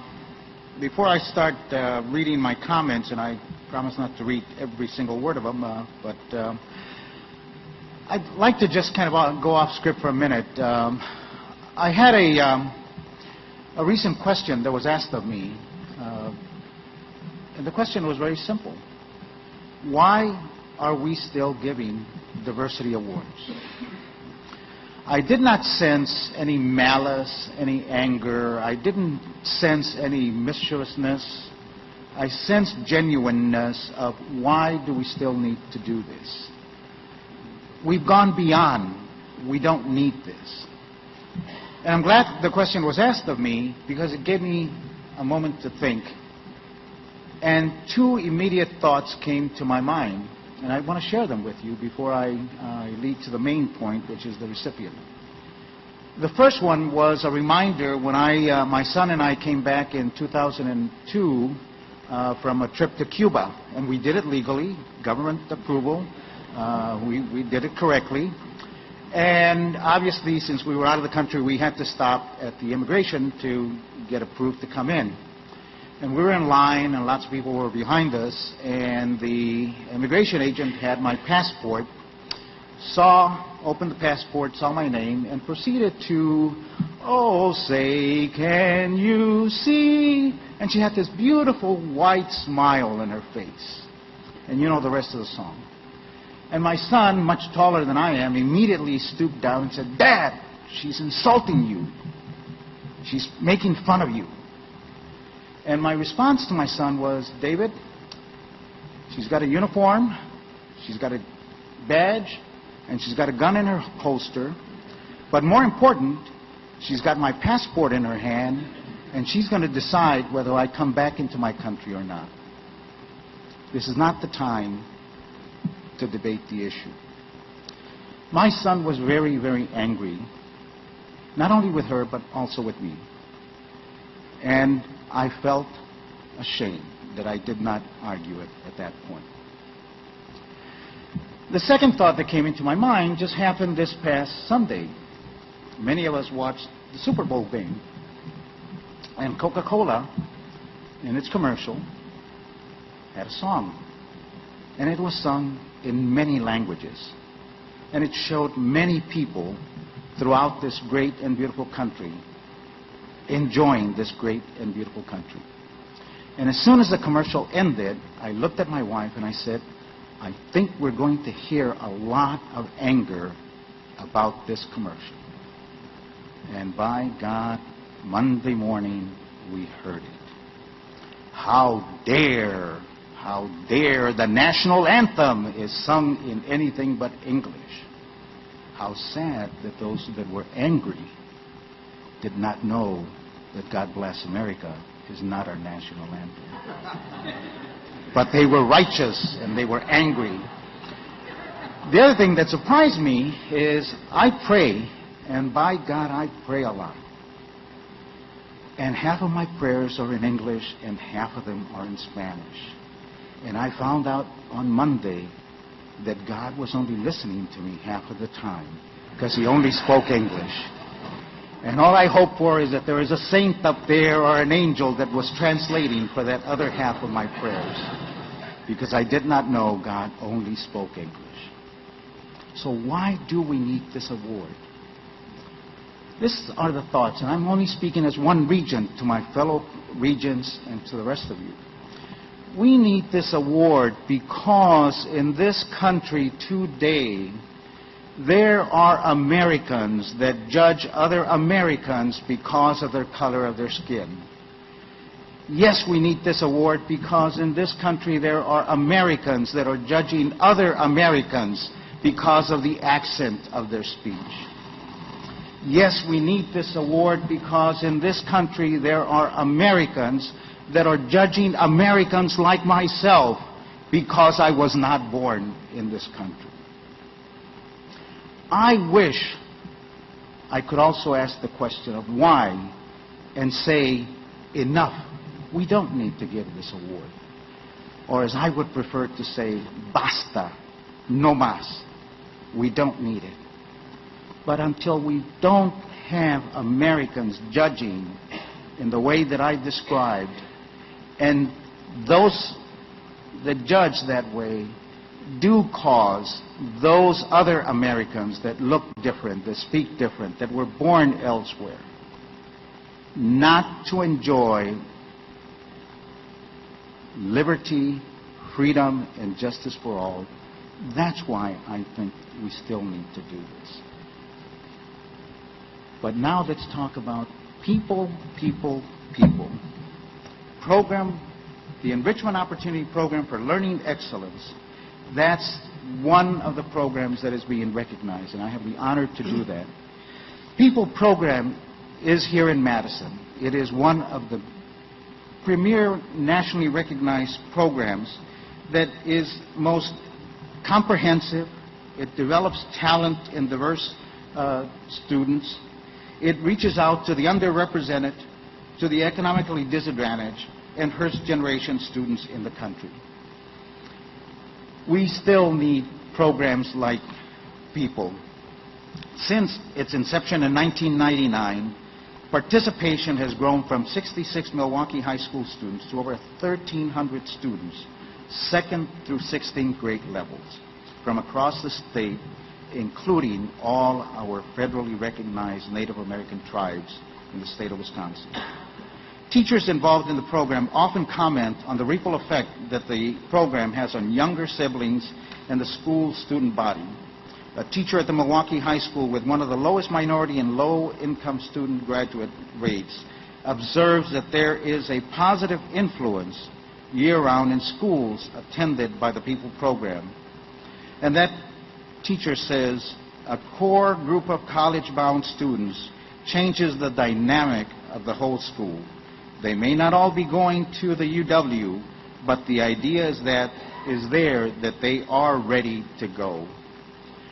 Pre-college activities include K-12 student exposure to potential college majors and career options, after-school tutoring services in core areas, informal mentoring, college preparation, services, and family leadership councils to provide families with the tools and knowledge necessary to support their children's educational experience. College-level activities include a summer bridge program, which offers orientation, advising, and other support. So what are the results of all of these efforts? The People program has achieved outcomes that include a 96% enrollment rate into institutions of higher education for pre-college program participants, and a 71% 6-year graduation rate for those who are accepted into UW-Madison. Participating students have gone on to earn 274 undergraduate degrees and 15 graduate degrees so far. In the words of a community leader, People is a promise kept. And that community leader is Provost DeLuca, who stated that in his letter recommending that it be awarded to the People program.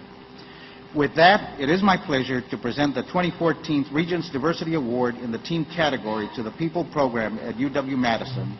And here to accept the award on behalf of the program is Executive Director Jacqueline DeWalt. Please come forward.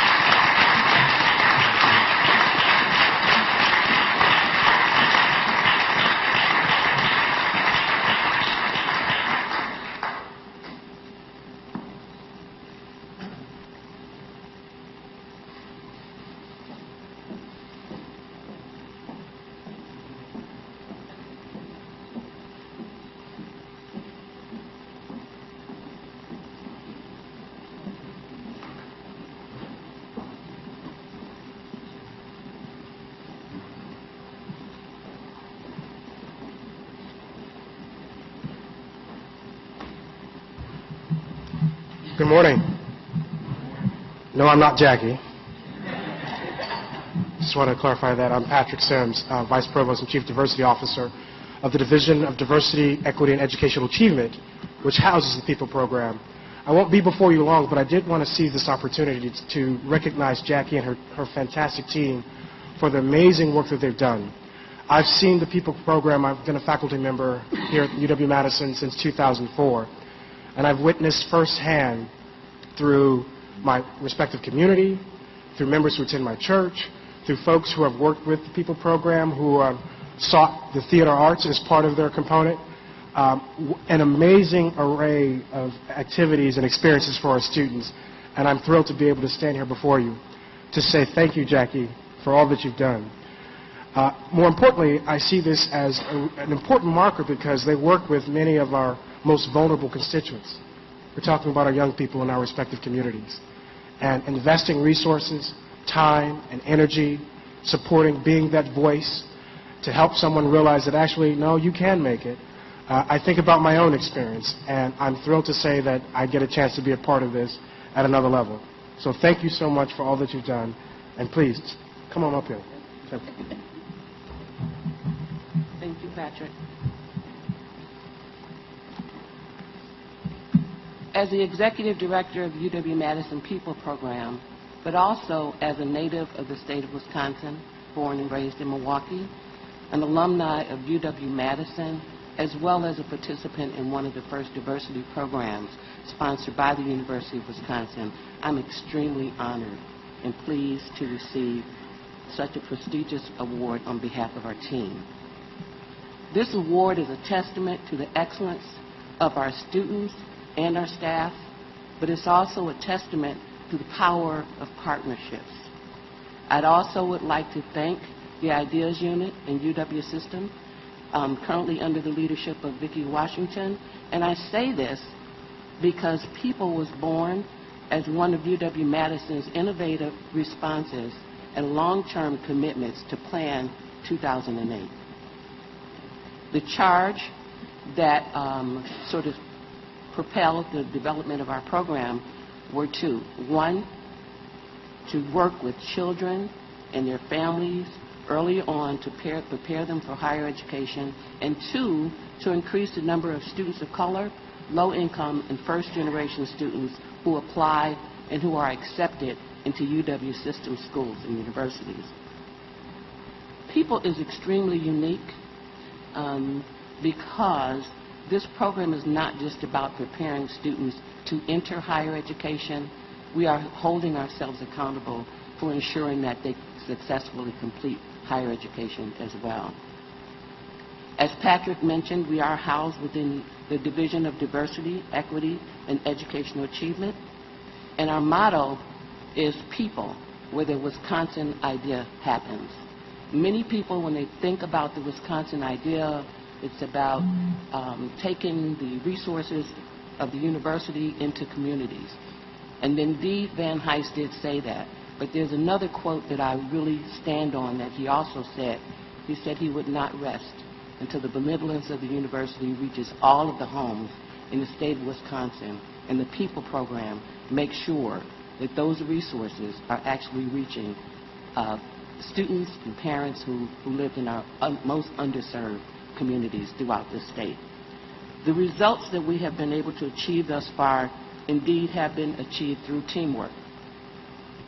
Teamwork that has been undergirded by partnerships between UW-Madison and K-12 students, parents, public schools, community organizations. Partnerships with UW-Madison faculty, staff, undergraduate and graduate students from all of the schools and colleges at our university. And finally, partnerships with alumni, corporations, and foundations. People serves, as mentioned earlier, over 1,300 students. About 350 of these students are currently college scholars who have matriculated and successfully completed the pre-college program and are now at the university matriculating through the completion of their undergraduate degree. Our specific service areas include Madison, Milwaukee, Waukesha, Racine, Kenosha, and all of the federally recognized Wisconsin Native American nations in our state. I won't go over the stats, but I will mention, when we talk about a 96% enrollment in higher education, 71% of those students are going to UW system schools, with 52% coming to Madison and the other 19% going to other UW system colleges and universities. The remaining 29% are going to other Wisconsin colleges as well as national colleges. As sort of an insight of our success, the most recent class of 2013 that we brought into UW-Madison, there were 90 new freshmen that came in through our program alone. All of these students are from the state of Wisconsin. These successes have not only positively impacted the individual students, but it also impacts families and communities, the state, national, and global economy. 96 of our students thus far have traveled to 26 countries, providing service and also studying abroad. As noted earlier, these successes have also not been achieved in isolation, so I'd like to quickly acknowledge people who we consider as members of our team who are currently present today, and I'd really like for you to stand or just raise your hand. Assistant Director Carl Wesley is in charge of our pre-college programming. Unfortunately, our Assistant Director Goodson Vu, in charge of our College Scholar Program, could not be present today, but we do have members of our pre-college core team. I'd like for you to stand really quickly because they're the ones that are doing the work on the ground, working with the parents and students. This is a small sample of our core team. University leadership, Chancellor Rebecca Blank, Vice Chancellor Darrell Bazell, Provost DeLuca, as well as UW External Relations represented by Everett Mitchell, and within the division, Vice Provost Patrick Sims and Associate Vice Provost Ruby Paredes. And finally, I'd like to recognize two of our donors and corporate representatives, longtime supporter, AT&T External and Government Relations Director Dexter Hadnot, as well as Great Lakes Higher Education Corporation, represented today by Maria Bundy. I'd really like to thank all of you for your partnership in this project. In closing, I'd like to say that the work of diversity and closing achievement and equity gaps, the work of infusing inclusive excellence as a standard, a benchmark of excellence in all that we do, requires that each and every one of us do our part. I'd like to stress the fact that many people look at pre-college programs as something that is separate and apart from higher education, and higher education only starts when they become freshmen. This is not true. If our resources are properly aligned, we can make great strides. We can ensure that we are closing the equity gap by putting some resources into our pre-college programs. Many of the directors come together across the UW system to share best practices. This is often done under in collaboration with Vicky's unit. This is really critical to all of us being able to benefit from what we learn in each of our institutions across the state to uplift the youth throughout the state of Wisconsin. And finally, I have a challenge for you. So in your quiet hours, as you reflect on the work that you do and on a personal and professional level, think about your role within closing the equity gap. And I'd like for you to really ponder on some words that were actually originated by Mikhail Gorbachev, but was planted in me when I entered UW-Madison. And the question that I want you to ask yourself personally and professionally is, if not me, who? And if not now, when? Thank you.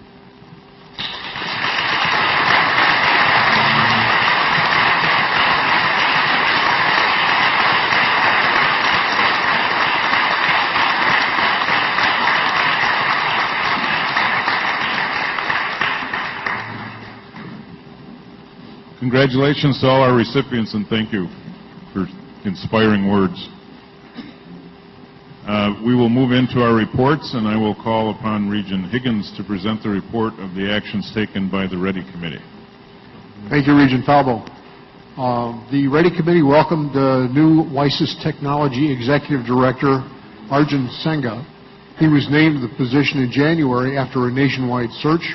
Arjun has a strong background in technology transfer. He is an attorney with a experience in patent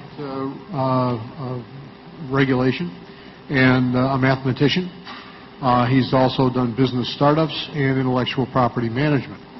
Carl Gulbranson, WRF President, made the official introduction of Arjun, and Arjun followed up with some brief comments. Then Chris Andrews, UW System Assistant Vice President, and Layla Robbins, Assistant Director of Federal Relations at UW-Madison, provided an update on how the UW System and UW-Madison are promoting UW System research, economic development, and innovation priorities in the second session of the 114th Congress. After their report, UW-Madison Provost Paul DeLuca and Agricultural Science Professor Mark Cook gave a joint presentation on the Discovery to Product and Igniter initiative that are designed to accelerate university efforts that directly support business incubation and product development leading to commercialization. This initiative is one of the 12 Economic Development Incentive Grant recipients. Following that, Reed Hall, CEO and Secretary of WEDC, provided an update on their economic and business development projects and programs. He discussed key ways WEDC and the UW system collaborate to encourage and promote economic growth. This included outlining initiatives and goals for 2014, which encourage businesses to move to Wisconsin from neighboring states across the nation and the world. He also outlined their efforts to help develop, support, and grow new and existing businesses. Then Ryan Murray, WEDC Chief Operating Officer, concluded by demonstrating their interactive mapping collaboration efforts with UW-Madison and UW-Whitewater. This online map and database showcases business development reporting capabilities, which allows users to search economic development grants and activities across the state and to filter results using multiple search criteria. Finally, I don't mean to be redundant, but I do want to remind everyone that on March 12th, in conjunction with the posters in the rotunda, there will be a special reception recognizing the Economic Development Incentive Grant recipients, selection committee members, and the legislators who supported this program. The event will be held on the Capitol, probably in the Senate parlor, is what it's called, the time of the event will be late morning. We haven't got the exact start and finish times yet. That concludes my report. Thank you, Regent Higgins. I'll now call upon Regent Whitburn to present a report of the actions taken by the Business and Finance Committee and the Audit Committee. Regent Whitburn. Thank you, Regent Milner. The Business and Finance Committee approved a 3-year UW Colleges contract for bookstore services involving 8 of our campuses with Nebo Complete College Outfitter, resulting in an approximate $360,000 annual commission to the university system. The committee also approved the assignment and legal rights of the QEI, that's the Quality Educator Interactive Inc. trademark, from the Board of Regents to the nonprofit QEI. QEI is a collaborative effort which develops, maintains, and provides storage and sharing infrastructure for electronic access to K-12 educators' professional development plans and requirements. The committee also approved a resolution addressing potential conflicts of interest and appropriate management for the UW-Madison agreement with Intraband, Inc. and the United States Navy.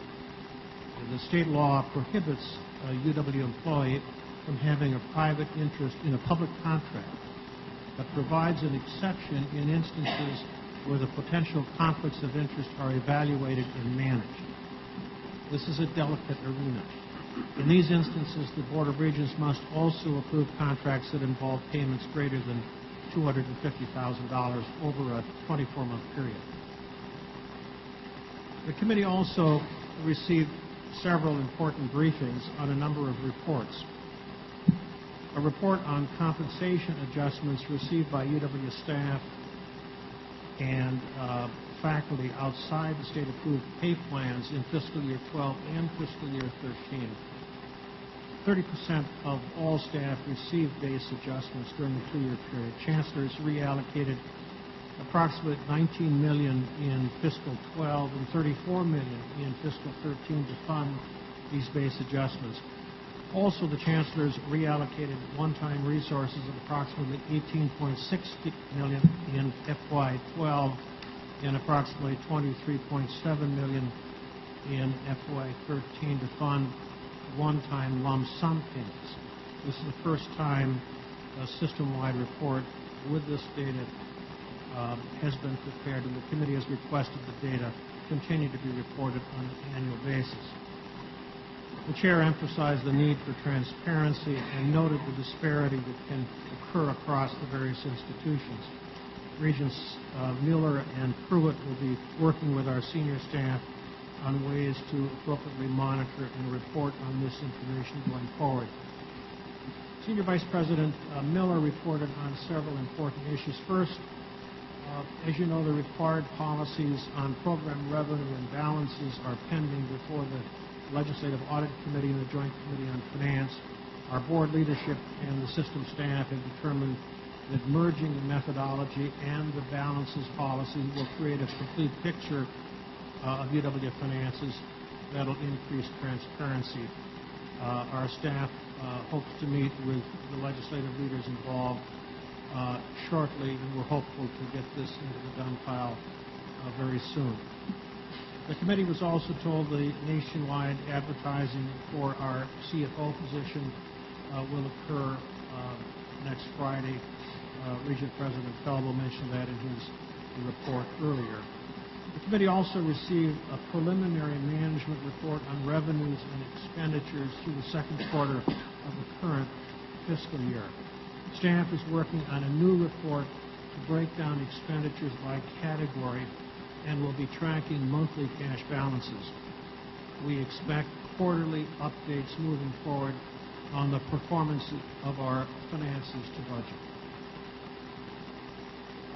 We received the quarterly reports on gifts, grants, and contracts for the last 6 months. Total awards for the period were approximately $781 million, an increase of $7 million compared to the prior year. UW System Information Technology Report is, as you will recall, required by the state statutes and includes UW System strategic plans for large IT projects as well as all individual institutional strategic plans in this space. At this point in time, institutions are paying significant attention to improving instructional space, supporting mobile applications, and enhancing data-driven decision-making. The institutions reported no large, vital IT projects at this time. The committee also received and talked about the 2013 Annual Trust Fund Report.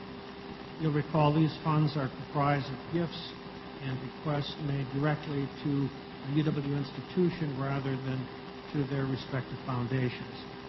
At the end of the fiscal year on June 30th, the funds held net assets totaling $484 million, an increase of $28 million from the end of the prior fiscal year. For fiscal year 2013, returns for the long-term fund, which includes the largest percentage of the holdings and is used primarily for endowed assets, increased 10.9%. The committee also received, in a joint meeting now with the Audit Committee, a report on the HRS audit that most of you probably read about in the paper earlier this week. The Joint Committee was presented with a summary information also on our 2013 annual financial report. The published report includes an unqualified or clean opinion from the Legislative Audit Bureau, and the financial statements presented fairly the financial position of the UW system and the respective changes to the position and cash flows. As to the HRS system, The committee discussed the audit findings that security remains a material weakness. And the committee questioned when these security issues would be addressed. UW staff reported that security is being addressed in a systematic fashion by first prioritizing external risks, internal risks, specifically those related to user access and the program change process, are now being addressed through additional separation of duties. The committee members were promised that these security risks would be resolved by the end of June this year. Finally, the audit committee approved the 2014 audit plan. The plan was developed based on institutional surveys, assessments of risk, state and federal regulations, and activities in the university. As was mentioned by Regent President Falbo, we're in the process of selecting the chief audit executive, and the final interviews will be conducted by myself and Interim President Telfer after we complete this meeting. I would move the adoption of Resolution 12A, 12D, 12F, 12G, 12K, and Resolution 12M. Second. Any discussion? All in favor? Aye. Opposed? Carried. Does that complete your report? Thank you. Report of the Capital Planning and Budget Committee. Regent Menedy. Yes, Mr. President. We're prepared to give you the report. The Capital Planning and Budget Committee unanimously approved the minutes of the December 2013 committee meeting, and then also the following 9 resolutions. The first 4 were resolutions relating to the UW-Madison campus. Before we got to those, however, we received a presentation describing the progress of the campus at Madison during the 2005 master plan, and we were also given an overview of the recreational sports facilities master plan. Through artful questioning by Regent Walsh, we learned much more about the master plan and how things used to be, which helped us put things in context. It was very informative. Resolutions 1, 3D, as I said, through G relate to the Madison campus. The first one, D, is a resolution brought by the campus seeking approval of the design report and authority to increase the budget of the Memorial Union renovation Phase 2, Alumni Park project, by $4.5 million gift funds and authority to construct the project for an estimated cost of $54.6 million. $38 million gift funds, $9 million program resident supported borrowing, and $7.6 program resident cash. Alumni Park is a 1.6-acre green space park area that will include alumni recognition spaces, landscape planting, seating and gathering areas, and iconic university images to portray the importance of university faculty, staff, and alumni accomplishments. Construction of this park will have the goal of becoming a minimum leadership in energy and environmental design certified silver level project. Resolution E, also of course by campus in Madison, requests approval to convey the title of land parcels to University Research Park Incorporated. Regents hold the property until University Research Park Inc. is ready to lease or own a parcel for construction of a building, most of which support commercialization of university research. The park has now entered into a first land transaction for property development, which requires that the title for those parcels be conveyed at this time. Resolution F requests authority to construct the Camp Randall Stadium Information Technology Infrastructure Upgrade Project at an estimated total cost of approximately $4.9 million. The project will provide the structure, cabling, and power infrastructure necessary to support full Wi-Fi and video streaming deployment throughout the fan areas of Camp Randall Stadium. This upgrade is comparable to those being made at other conferences across the country to improve the game day experiences for fans within the stadium. Resolution G, brought by the Madison campus, requests approval to pay the City of Madison municipal assessment for street and utility improvements on the 800 blocks of State Street and the immediate surrounding areas.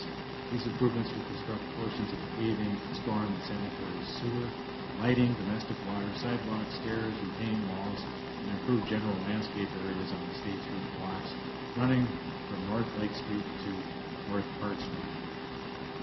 The next resolution, 1.38, was brought by University of Wisconsin Oshkosh.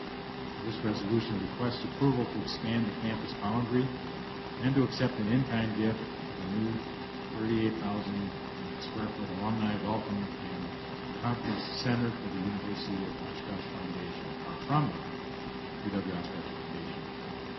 The center is valued at approximately $12.4 million, and the majority of the space includes meeting rooms and banquet facilities, several outreach functions, including the Oshkosh Foundation, Alumni Affairs and Business Success Center, Conference and Event Sciences Services, and a satellite facility for the admissions office will be located in this new gift from the foundation. Resolution 1.3I, brought by UW-Madison, requests approval of the design report and authority to construct the Laurenti Hall Student Success Center addition project for an estimated total cost of $4.5 million. General fund support the following: a three-story addition to this recently remodeled facility, formerly known as Carlson Hall, will house campus tutorial services, which offers no-cost academic assistance and enrichment for undergraduate and graduate students. Next, resolution J, brought by the system, requesting authority to construct all agency maintenance and repair projects. Estimated total cost of $2.7 million. All relate to the Madison campus to improve the safety of electrical equipment and renovate central utilities on the Madison campus. Resolution 1.2K, brought by UW-Madison, requests approval of the design report of the hospital ramp expansion project and authority to increase the budget for construction project for a revised total cost of $34.1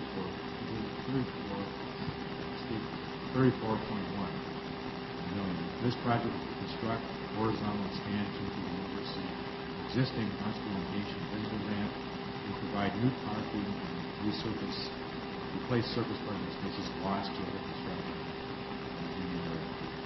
Resolution 1.3L, brought by UW-Lacrosse, requests authority to purchase a parcel of land, improvements known as the Fairground Substation, construct the campus switchgear replacement substation will be rebuilt and antiquated equipment will be replaced with new state-owned equipment. This improvement will make the campus eligible to purchase power at a new bulk rate, resulting in an annual utility cost savings of about 2% per year. We also wanted to mention at this time, that's the end of the resolution, we also received a report from the UW colleges, which informed the committee that the local municipalities and counties provided about $11.3 million financial support to UW colleges in 2013, indicating the level of support that the communities and counties where these colleges are located invest in that. At this time, I move the resolution. Any discussion? All in favor? Opposed? Carried. Thank you. Tony, actions taken by the Education Committee. I had a good risk. This would be easy. There. One good risk is good enough. Anyway, in Regent Bradley's absence, I was able to chair this committee, and I was able to run roughshod over the committee, so that was very enjoyable. As always, the committee minutes will provide the full report of the meeting. First thing I'd like to talk about is Provost DeLuca presented UW-Madison educational update and really highlighted a number of enrollment and graduation and program array statistics in the context of the institution's interest and focus on student success. He also gave us an update on the Center for Educational Innovation, which enhances UW-Madison students' experiences and capacity and fiscal stability.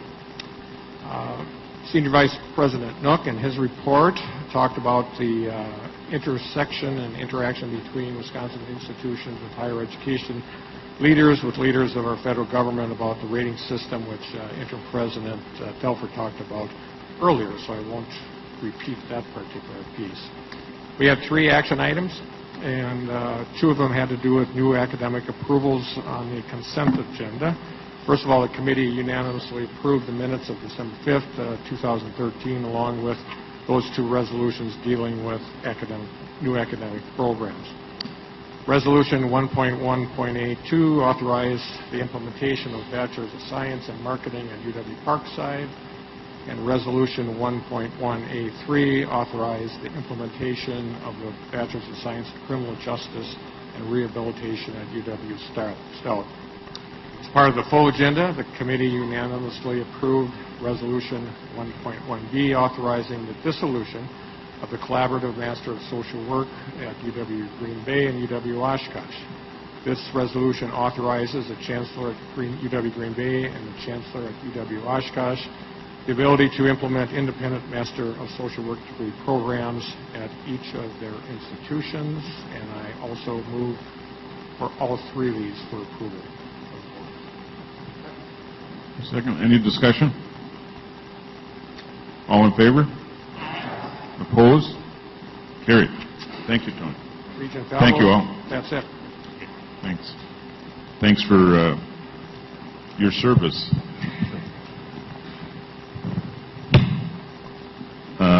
I will now call upon Vice President Milner to read the resolution of appreciation to UW-Madison for hosting the February meeting. Thank you, President Falvo. It's my pleasure to present the Board of Regents resolution of appreciation to UW-Madison for hosting our meeting these past 2 days. Whereas the members of the Board of Regents of the University of Wisconsin system proudly recognize the University of Wisconsin-Madison's worldwide impact on research, teaching, and outreach, and whereas through the Wisconsin idea, the principle that the university should improve people's lives beyond the classroom, UW-Madison continues to positively influence and improve the lives of citizens across Wisconsin and globally through innovative programs involving faculty, students, and staff. And whereas UW-Madison continues to prepare students to compete successfully in a global economy by developing their critical thinking skills and encouraging them to apply their knowledge in and out of the classroom. And whereas the Regents were interested in hearing the campus presentations, including an update on the campus master plan and recreational sports facilities master plan, as well as Chancellor Rebecca Blank's presentation, Education, Innovation, and Instructional Changes at UW-Madison, showing how the administration is pursuing inventive and responsible means of providing budgetary solutions to the campus through initiatives such as educational innovations and administrative excellence. And whereas the university has embarked on an ambitious Discovery to Product program that will spark entrepreneurialism on the campus and bring the innovations of the faculty, staff, and students into the public domain. And whereas UW-Madison continues to be an extraordinary economic development asset to the state, committed to using knowledge to power Wisconsin's economy, with annual economic impact estimated at $12.4 billion, and along with its affiliated organizations and startup companies to support 180,146 jobs. And whereas UW-Madison continues to be preeminent in its research mission, conducting more than $1.3 billion worth of research in fiscal year 2013 in the sciences, arts, and humanities. And whereas the Regents appreciated the tour of UW-Madison's chemistry instructional facility projects in the chemistry building, including the presentation explaining a need for an addition and renovation, followed by the very warm reception at Olin House. Be it therefore resolved that the University of Wisconsin Board of Regents hereby thanks Chancellor Rebecca Blank, Provost Paul M. DeLuca Jr., and all of their colleagues for making UW-Madison a world-class university that advances teaching, research, and outreach, and for their generous hospitality and thought-provoking presentations as they hosted this February 2014 board meeting. Thank you very much.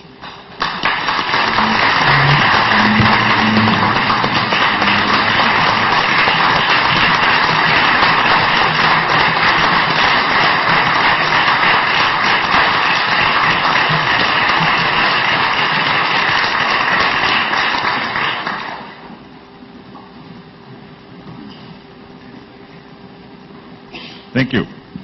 Last item, you've probably noticed that Ray Cross is not here with us today, and I think most of you know that earlier this week Ray's mother, Margaret Cross, passed away at the family home in Michigan, the family farm, as Ray likes to say. She was 89 years old. On behalf of the board, we'd like to extend our condolences to Ray, his family, and friends, and our thoughts are with them. Are there any other communications, petitions, or memorials? Thank you all. We'll stand adjourned.